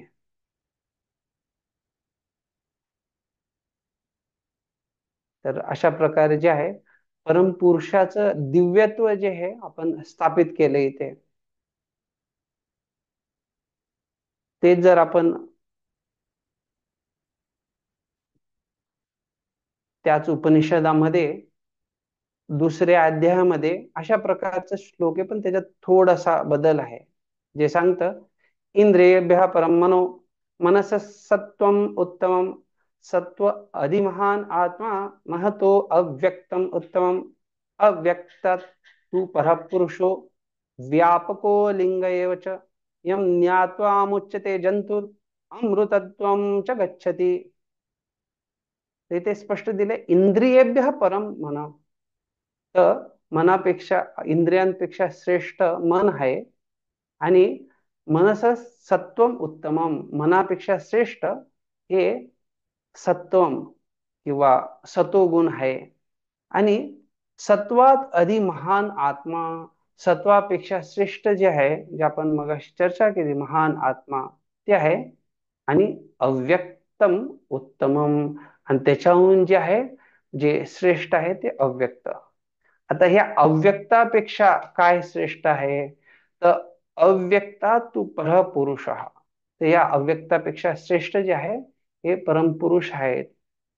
व्यापको लिंग एवच, जे सर्व व्यापक आहेत आणि ज्यांचं कुठल्याही प्रकारे व्यापको लिंग त्याच्या पहिले अर्थात ते अलिंग अशा प्रकारे आहे. तर अलिंग अर्थात ज्यांचं कुठलंही शरीर नाही आहे, ज्यांचं स्थूल किंवा सूक्ष्म देह नाही. यम ज्ञात्वा मुच्यते, यांना जाणल्यावरती व्यक्ती जो आहे, मुच्यते जंतुर अमृतत्वम च गच्छति, जो जंतू अर्थात जीवात्मा जो आहे तो मोक्ष प्राप्त करतो, मुक्ती प्राप्त करतो आणि अमृतत्वम च गच्छति, तो अमृतत्वाला प्राप्त करतो. अमृतत्व अर्थात जिथे तो कधी मृत होऊ शकत नाही, अर्थात त्या अमृत जीवनाची त्याला तो स्वीकार करतो की त्याला प्राप्त करतो. तर आता आपण जसं काही पहिल्या श्लोकांमध्ये बघितलं, परत आता त्याच उपनिषदात हे श्लोकी दिले, तर निश्चित रूपाने हे जे परमपुरुषाचं वर्णन आहे ते इथे आपल्याला स्पष्टता येते कशा प्रकारे ते इंद्रिय वस्तू, इंद्रिय, मन, बुद्धी, सतोगुण, व्यष्टी आत्मा आणि अव्यक्त या यांच्याही परे आहेत. तर त्यामुळे हे जे परमपुरुष आहेत त्यांना व्यापक हाही शब्द वापरण्यात आलाय. तर प्रभुपादजी ह्या व्यापक शब्दाला सांगताना हे सांगतात कशा प्रकारे त्याची जी चेतना आहे पूर्ण शरीरामध्ये व्यापून गेलेली आहे. ज्या प्रकारे एक व्यष्टी आत्म्याची चेतना त्याच्या व्यष्टी शरीरामध्ये व्यापक असते, त्या प्रकारे परम आत्म्याची चेतना ही संपूर्ण समष्टी शरीरामध्ये अर्थात संपूर्ण ब्रह्मांडामध्ये व्यापक असते, याचं प्रभुपादजी स्पष्टीकरण सांगतात. तर कधी कधी अशा तत्वज्ञानाला सांगितलं की मायावादींना खूप आनंद होतो आणि ते म्हणतात की हेच तर खरं तत्वज्ञान आहे की चेतना जी आहे पूर्ण शरीराला व्यापक करते आणि तेच असगुण ब्रह्माचं शरीर आहे. का तर ते ब्रह्म भौतिक शरीर स्वीकार करतं, त्यामुळे ते सर्वोच्च ब्रह्म नाहीये. तर त्यामुळे इथे बघितलं तर त्यांच्या या धारणेला पूर्ण विरोधात्मक इथे सांगण्यात आलंय. कशा प्रकारे हे ब्रह्म जे आहे कठोपनिषदात स्पष्ट त्याचं स्पष्टीकरण दिलंय की त्याच्याहून श्रेष्ठ असं काही नाहीये. जसं मगाशी मी तुम्हाला सांगितलं की पुरुषं न परम किंचित, त्या पुरुषाहून श्रेष्ठ असं दुसरं काहीच नाहीये आणि तरी त्यांना व्यापक, सर्वव्यापक म्हटलेलं आहे. आणि तेवढंच नव्हे, आपण हे बघितलं की त्यांना अलिंगही म्हटलेलं आहे. त्यामुळे हे बृहदारण्यक उपनिषदच्या 3ऱ्या अध्यायात याज्ञवल्क मुनी जे आहेत ते या ब्रह्मची 9 ऋषी मुनींबरोबर चर्चा करतात आणि ते तिथे सांगतात ह्य प्राणेन प्रणिती सत आत्मा सर्वंतरः यो आपनेन आपनिति सत आत्मा सर्वांतरः यो व्यानेन व्यानिति सत आत्मा सर्वांतरः य उदनेन उदनिति सत आत्मा सर्वांतरा एषत आत्मा सर्वांतरः. तर आपल्यापैकी कोणी सांगू शकतं की याच्यात काय आहे जे पुन्हा पुन्हा या श्लोकांमध्ये त्याची पुनरुक्ती झालेली आहे?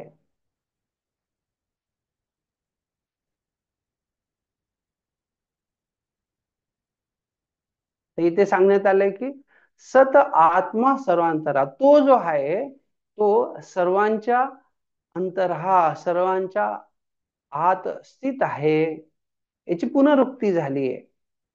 तर सांगण्यात आलंय कशा प्रकारे, ज्याच्यामुळे ह्य प्राणेन प्रणिती, व्यक्ती जे आहे श्वास घेऊ शकतोय, तर तो जो आहे तो आत्मा सर्वांच्या आतमध्ये स्थित आहे. ज्याच्यामुळे आपनेन आपनिती, ज्याच्यामुळे एक तर आहे सुरुवातीचं प्राण जे आहे बाहेर टाकणं आणि आपणाच्या द्वारे तो आतमध्ये घेतोय. तर ज्याच्यामुळे ते शक्य आहे तो सर्वांच्या आतमध्ये आहे. आता पुन्हा हे म्हटलंय की यो व्यानेन व्यानिती, अर्थात जे श्वास जो आहे, श्वासांच्या मध्ये श्वास, त्याच्यासाठी ते म्हटलंय ज्याच्यामुळे शक्य आहे, जो त्याचा कारण आहे तो सर्वांच्या आतमध्ये आहे. य उदानेन उदानीती, ज्याच्यामुळे व्यक्ती जी वरच्या बाजूला वायू जातो शरीरामध्ये, एक तर आहे की अपान वायू, जो एक खालच्या बाजूला, हा जो वायू आहे उदान, याच्याबद्दल सांगितले कशा प्रकारे तो वरच्या बाजूला जातो. तर ज्याच्यामुळे ती वरच्या बाजूला वायूची हालचाल होते किंवा तो शक्य होतोय जाणं, त्याचं जे कारण आहे तो सर्वांच्या आतमध्ये स्थित आहे. तर स्पष्टता देत आहेत की एषत आत्मा सर्वांतरहा, तर तो जो आत्मा आहे तो सर्वांचा आत्मा आहे. आणि ज्या ऋषीला याज्ञवल्क मुनी हे श्लोक सांगतात, उशिष्ट चक्रयान, ते पुढे त्याच्याबद्दल स्पष्टीकरण विचारतात. तर याज्ञवल्क मुनी त्याचं स्पष्टीकरण देतात आणि सांगतात, न दृष्टे दृष्टरम पश्येह, न श्रुतेर श्रोतरम शृणुयः, न मातेर न मतेर मंतरम मन्वितः, न विज्ञातेर विजानीयः, एषत आत्मा सर्वांतरः अतो अन्यत् आर्तम.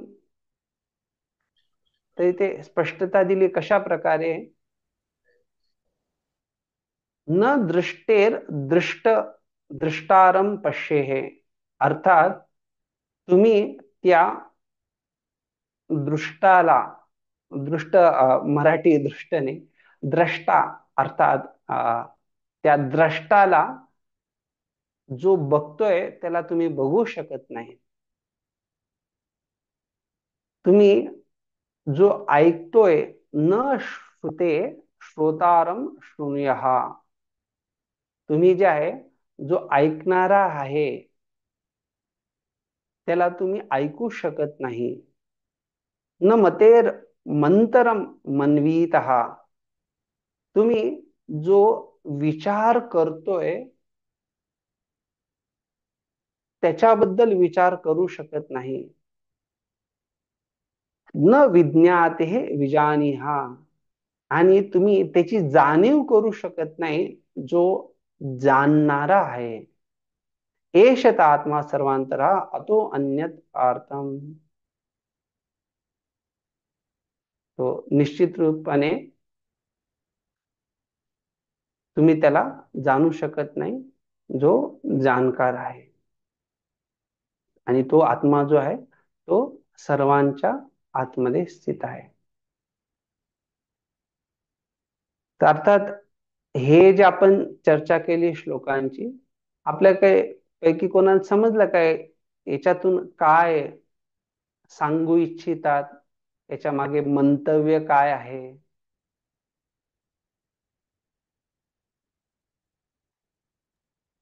याच्यातून हे दिसतं प्रभूजी की सर्व कारण कारण हे दिसतं.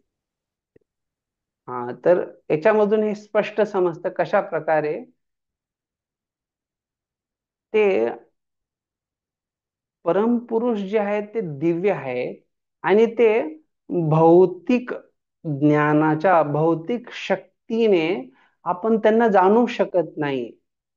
आपल्या बघण्याने, ऐकण्याने वगैरे ते शक्य नाहीये. किंवा आपण जसं वेगवेगळ्या शरीरातल्या 5 वायू, प्राण अपान व्यान समान उदान, त्याच्याबद्दल समान, तर ज्या वायूंबद्दल चर्चा केली त्याचेही कारण तेच आहे, त्याचही स्पष्टता दिली आहे. तर त्यामुळे याज्ञवल्क मुनी जे आहेत ते उशिष्ट चक्रयान जे आहेत त्यांना सांगतात कशा प्रकारे हे परम सत्य जे आहे ते एकाच वेळेस सगळ्याशी एक आहे आणि त्याच्याहून विभिन्नही आहे. तर अर्थात हे जे परम सत्य आहे ते अचिंत्य आहे. त्यामुळे केनोपनिषद जे आहे त्याच्यात सांगण्यात आलंय यद वच अनभ्युदितम येन वाग अभ्युद्यते तदेव ब्रह्मत्वं विद्धि नेदम यदिदम उपासते यन्मनसा न मनुते येन आहुः मनोमतं यच्चक्षुषा न पश्यति येन चक्षुषी पश्यति यत् श्रोत्रेण न शृणोति येन श्रोत्रम् इदं श्रुतं यत् प्राणेन प्रनिधि येन प्राणः प्रनीयते तदेव ब्रह्मत्वं विद्धि नेदम यद इदम उपासते. तर इथे सांगतायत कशा प्रकारे यद वच अनभ्युदितम येन वागभ्युद्यते, अर्थात जे वाचाच्या द्वारे व्यक्त होऊ शकत नाही पण ज्याच्याद्वारे वाचा व्यक्त केली जाते. कोणी सांगू शकतं का मी काय सांगतोय? नाहीतर मी बोलायचं समजायचं नाही असं नको. जे वाचाद्वारे व्यक्त होत नाहीये पण ज्याच्यामुळे वाचा व्यक्त केली जाऊ शकते. हरे कृष्ण. हम्म आपण आपल्या वाचेद्वारे जिभेद्वारे भगवंतांचे गुणगान करू शकत नाही किंवा त्यांचे वर्णन आपण पूर्ण करू शकत नाही, परंतु भगवंतांमुळे आपल्याला बोलण्याची जी आहे आपली शक्ती ती मिळते असं हा येईल. हा बरोबर. तर सामान्यतः जे आहे कारण आपल्याला प्रभुपादजींच्या कृपेने खूप सहजरित्या आपण भगवंतांबद्दल बोलतो. पण सामान्यतः हे जे आहे जसं एकदा प्रभुपादजींकडे काही विद्वान आले होते आणि प्रभुपादजींनी त्यांना प्रश्न केला की परम सत्य काय आहेत सांगा. तर त्यावेळेस त्यांनी सांगितलं हे काय असं उत्तर द्यायची गोष्ट आहे, त्याला तासन तास आपल्याला चर्चा करायला लागेल वगैरे वगैरे. आणि त्यावेळेस प्रभुपादजींनी जे आहे गुरुकुलच्या लहान मुलांना बोलून त्यांना विचारलं परम सत्य काय. तर त्यांनी लगेच सांगितलं कृष्ण जे आहे ते पूर्ण पुरुषोत्तम भगवान. आणि लगेच प्रभुपादजींनी त्यांना जे आहे ते गोड पदार्थ दिले. छान त्यांना एक सत्कार केला, त्यांचा सन्मान केला. तर अशा प्रकारे इस्कॉन मध्ये जे आहे ते बच्चा बच्चा भी जान लेता है. अर्थात एक छोटा मुलगा त्यांनाही मुलं मुली जे आहेत याच्याबद्दल स्पष्टता आहे. पण जर बघितलं तर उपनिषदांच्या ह्या भाषेमध्ये हे समजणं खूप कठीण आहे आणि त्यामुळे त्याला अशा रीतीने प्रस्तुत केलं जातं की तो तत्वमसी वगैरे त्याच्यात त्यांचं नाव वगैरे घेतलं जात नाही किंवा त्याला ईश वेगवेगळ्या याच्याने ब्रह्म म्हणून संबोधित करतात. इथे तेच सांगितलंय की जे आपल्या वाचेद्वारे प्रकट होऊ शकत नाही ते ब्रह्म जे आहे त्याला प्रकट नाही करू शकत आपण, पण त्या ब्रह्ममुळे आपण वाचेद्वारे आपली वाचा प्रकट होऊ शकते. अर्थात आपण काहीतरी बोलू शकतो काहीतरी. तर अशा प्रकारे बाकी इथे अन्य गोष्टींची खूप सुंदर चर्चा आहे. तर आपण ते तुम्हाला पहिली जी चर्चा होती यत प्राणेन प्रणिती वगैरे थोडं त्या संदर्भातच आहे. तर वेळ कमी असल्यामुळे आपण ते पूर्ण नाही बघणार. तर अशा प्रकारे याच्या व्यतिरिक्त खूप सारे पुरावे आपण बघू शकतो. पण इथे आपल्याला एवढं स्पष्ट आहे की कशा प्रकारे परम सत्य जे आहे हे दिव्य आहे आणि एकाच वेळेस ते जे आहे एकही आहे आणि भिन्नही आहे. अर्थात त्याला म्हटलंय अचिंत्य भेद अभेद तत्व. अर्थात भेदही आहे आणि ते अभेदही आहे. अर्थात वेगळंही आहे आणि एकच आहे. दोन्ही त्याच्या बाबतीत शक्य आहे. प्रभुपादजी जे आहे ईशोपनिषदच्या 5व्या श्लोकामध्ये याच्याबद्दल स्पष्टीकरण देतात, जे आपण चर्चा करायच्या वेळेस ते सविस्तर बघू. ब्रह्मसंहितेमध्ये जे आहे असं म्हटलेलं आहे, गोविंद जे आद्य भगवान आहेत, तर ते त्यांच्या वेगवेगळ्या कला विस्ताराने वगैरे सर्वांमध्ये प्रवेश करतात. ते ब्रह्मांडाही मध्ये प्रवेश करतात आणि ते अंडांतरस्थ परमाणुचयांतरस्थम, तर आता ते अणूंमध्येही प्रवेश करतात. ते बाहेरही विद्यमान आहेत सगळ्याच्या विराट रूपाने, आणि ते सगळ्याच्या आतमध्येही अंतर्यामी रूपाने आहेत. अंतर्यामी म्हणून ते कशा प्रकारे साक्षी वगैरे आहेत ते आपण चर्चा केली. आणि ते सर्वांच्या कर्मफलांचे परिणाम प्रदान करतात. बऱ्याचदा आपण विसरू शकतो की आपण आपल्या जीवनामध्ये लहानपणी किंवा पूर्वी काय केलेलं आहे, पण भगवंत हे साक्षी असल्या कारणाने ते कधी विसरत नाही आणि त्याच्यानुसार आपल्याला आपल्या कार्यांचे प्रतिफळ भेटतं. तर आपण बघतो कशा प्रकारे साक्षी गोपाल, आपल्याला स्पष्टता आहे की भगवंत साक्षी आहेत. ते भगवंतांच्या रूपाने, विग्रहाच्या रूपाने साक्षी गोपाल, आणि ते प्रत्येकाच्या हृदयात परमात्म्याच्या रूपाने. तर हे स्पष्ट आपण चर्चा केली कशा प्रकारे भगवंत सगळ्याच्या आतमध्येही विद्यमान आहेत आणि सर्वांच्या बाहेरही विद्यमान आहेत. सर्व काही जे आहे त्यांच्या विविध शक्तींद्वारे प्रकट होतं. ज्या प्रकारे अग्नीमुळे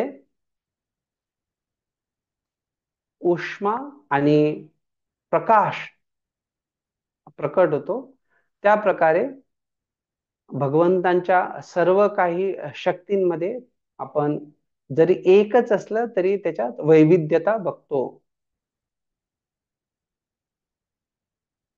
जरी अशा प्रकारे आपण एकतेची चर्चा केली तरी भगवंत जे आहेत त्यांच्या वैयक्तिक रूपामध्ये ते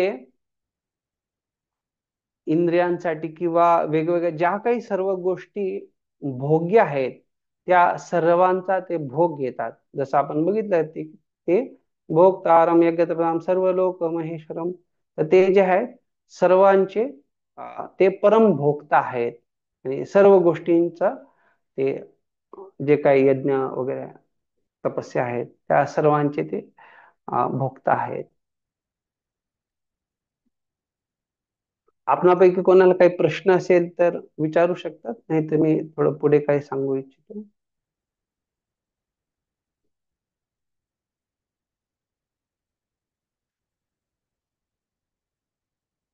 हरे कृष्ण. हम्म बुद्धीपेक्षा सत्वगुण श्रेष्ठ आणि सत्वगुणापेक्षा अव्यक्त, तर ते अव्यक्त म्हणजे काय? त्याची चर्चा केली ना आपण, प्रकृती. अच्छा, ठीक. काय झालं, काही स्पष्ट नाही त्याच्यात? नाही समजलं, म्हणजे प्रकृती म्हणजेच अव्यक्त का? हम्म ओके, हरे बोल.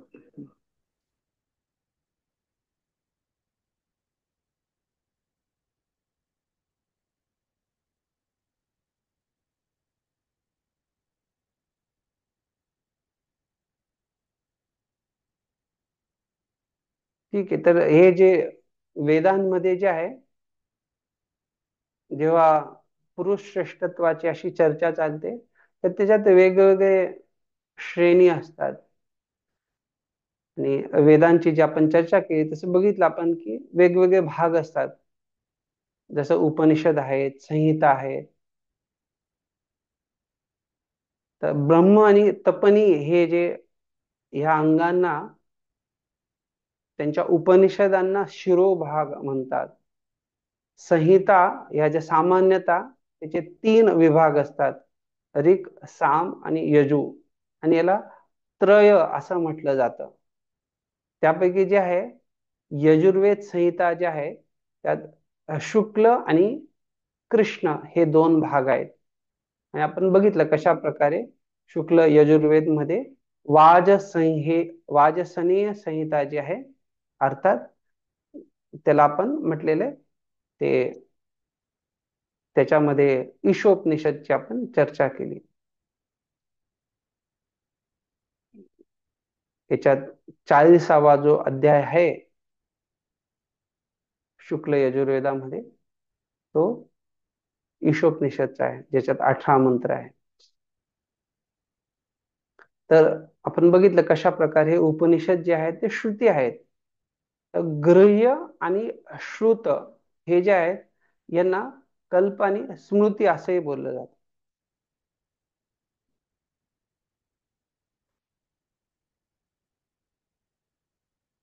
श्रुतीचा जो आहे हे 2 प्रकारे त्या अर्थ असतो, आणि जे याच्यामध्ये युक्तिवाद करणारे लोक असतात ते श्रुती मंत्रांचं एक गूढतापूर्वक युक्तिवादात्मक विवेचन करण्यासाठी व्यस्त असतात, आणि त्याद्वारे त्याच्यात काही वेगळा अर्थ वगैरे ते काढतात. तर त्यामुळे श्रुतपाठ हे श्रुत किंवा श्रुती पाठाचे जे काही असे धार्मिक अभिमानी लोक असतात, जे अर्थात परंपरेगत नाही, ते पुरुष मिथून स्वक्य परकीय अशा वेगवेगळ्या व्याख्या देतात, जेणेकरून तिथे संशयाबाबतीत नास्तिकता किंवा निर्गुण ब्रह्म यांच्या ज्या आहे युक्तिवादाबद्दल ते निष्प्रभ करता येईल असतात. त्यामुळे हे जे प्रच्छन्न तर्कशास्त्रज्ञ आहेत किंवा शब्दांच्या खेळामध्ये अज्ञानामुळे ते मुख्य न्यायाच्या संबंधित जे शब्द आहेत ते सोडून दुसरंच काही करतात. तर त्यामुळे जे ईश्वरी स्वभावाचे लोक आहेत त्यांना जे अनुकूल आहे त्याच्यानुसार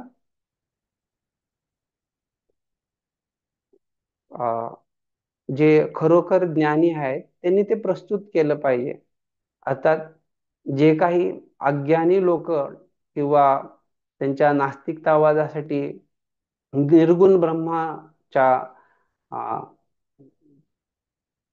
त्याला पूरक असं काही त्याचं प्रचार प्रसार करत असतील, तर भक्तांनी अशा प्रकारे त्या लोकांचं अज्ञान दूर केलं पाहिजे. उपनिषद जे आहेत हे एक प्रकारे वेदांचे शिखर, जसं आपण बघितलं की ते मुकुटमणी मानले जातात. आणि वेद म्हटलं की विद धातूपासून हा आलेला आहे, आणि विद धातू अर्थात जे जाणून घेणे किंवा अनुभवणे अशा संदर्भात. तर असं म्हटलेलं आहे वेदायती धर्म अंग ब्रह्मच वेद, हा याचा अर्थ आहे की धर्म आणि ब्रह्मतत्वाला शिकवणारे हे वेद आहेत. त्यामुळे श्री जीव गोस्वामी जे आहेत ते त्यांच्या सर्व संवादिनीमध्ये खूप सुंदर त्यांनी याच्यावरती भरपूर श्लोकांमध्ये व्याख्या केली आहे. आता वेळ झालाय, ठीक आहे. तर आपण पुढच्या सत्रामध्ये जे आहे, मी आशा करतो की आज जी आपण चर्चा केली तुम्हाला याची स्पष्टता आली असेल, कशा प्रकारे जे मायावादी धारणांमुळे उपनिषदांची भाषा जी क्लिष्ट आहे ती समजणं कठीण आहे. पण जर आपण आज जी चर्चा केली त्याच्या आधारावरती जर तुम्ही श्लोक समजून घ्यायचा प्रयत्न केला तर तुम्हाला हे श्लोक समजणं कठीण जाणार नाही. त्यामुळे आपण हे सर्व बघितलं की कशा प्रकारे अप आणि पाद वगैरे म्हटलंय, तर त्याला पुराणाच्या किंवा शास्त्रांच्या आधारावरती ते दिलेलं आहे वगैरे वगैरे, ते सगळं आपण बघितले. चैतन्य चरितामृतचे काही कोटेशन वगैरे. तर जर तुम्हाला काही शंका असेल तर विचार, नाही तर आपण इथे विराम देऊ. प्रशांत प्रभू, कोणाचे काही प्रश्न आहेत तर थांबायचे का? ओके, ठीक आहे. श्री उपनिषद की जय, श्रील प्रभुपाद की जय, निताय गौर प्रेमानंदे हरि हरि बोल। वांछा कल्पतरुभ्यश्च कृपा सिंधुभ्येव च पतितानां पावनेभ्यो वैष्णवेभ्यो नमो नमः। अनंत कोटि वैष्णव वृंद की जय, श्रील प्रभुपाद की जय, निताय गौर प्रेमानंदे हरि हरि बोल। Thank you very much. हरे कृष्णा। हरे कृष्ण।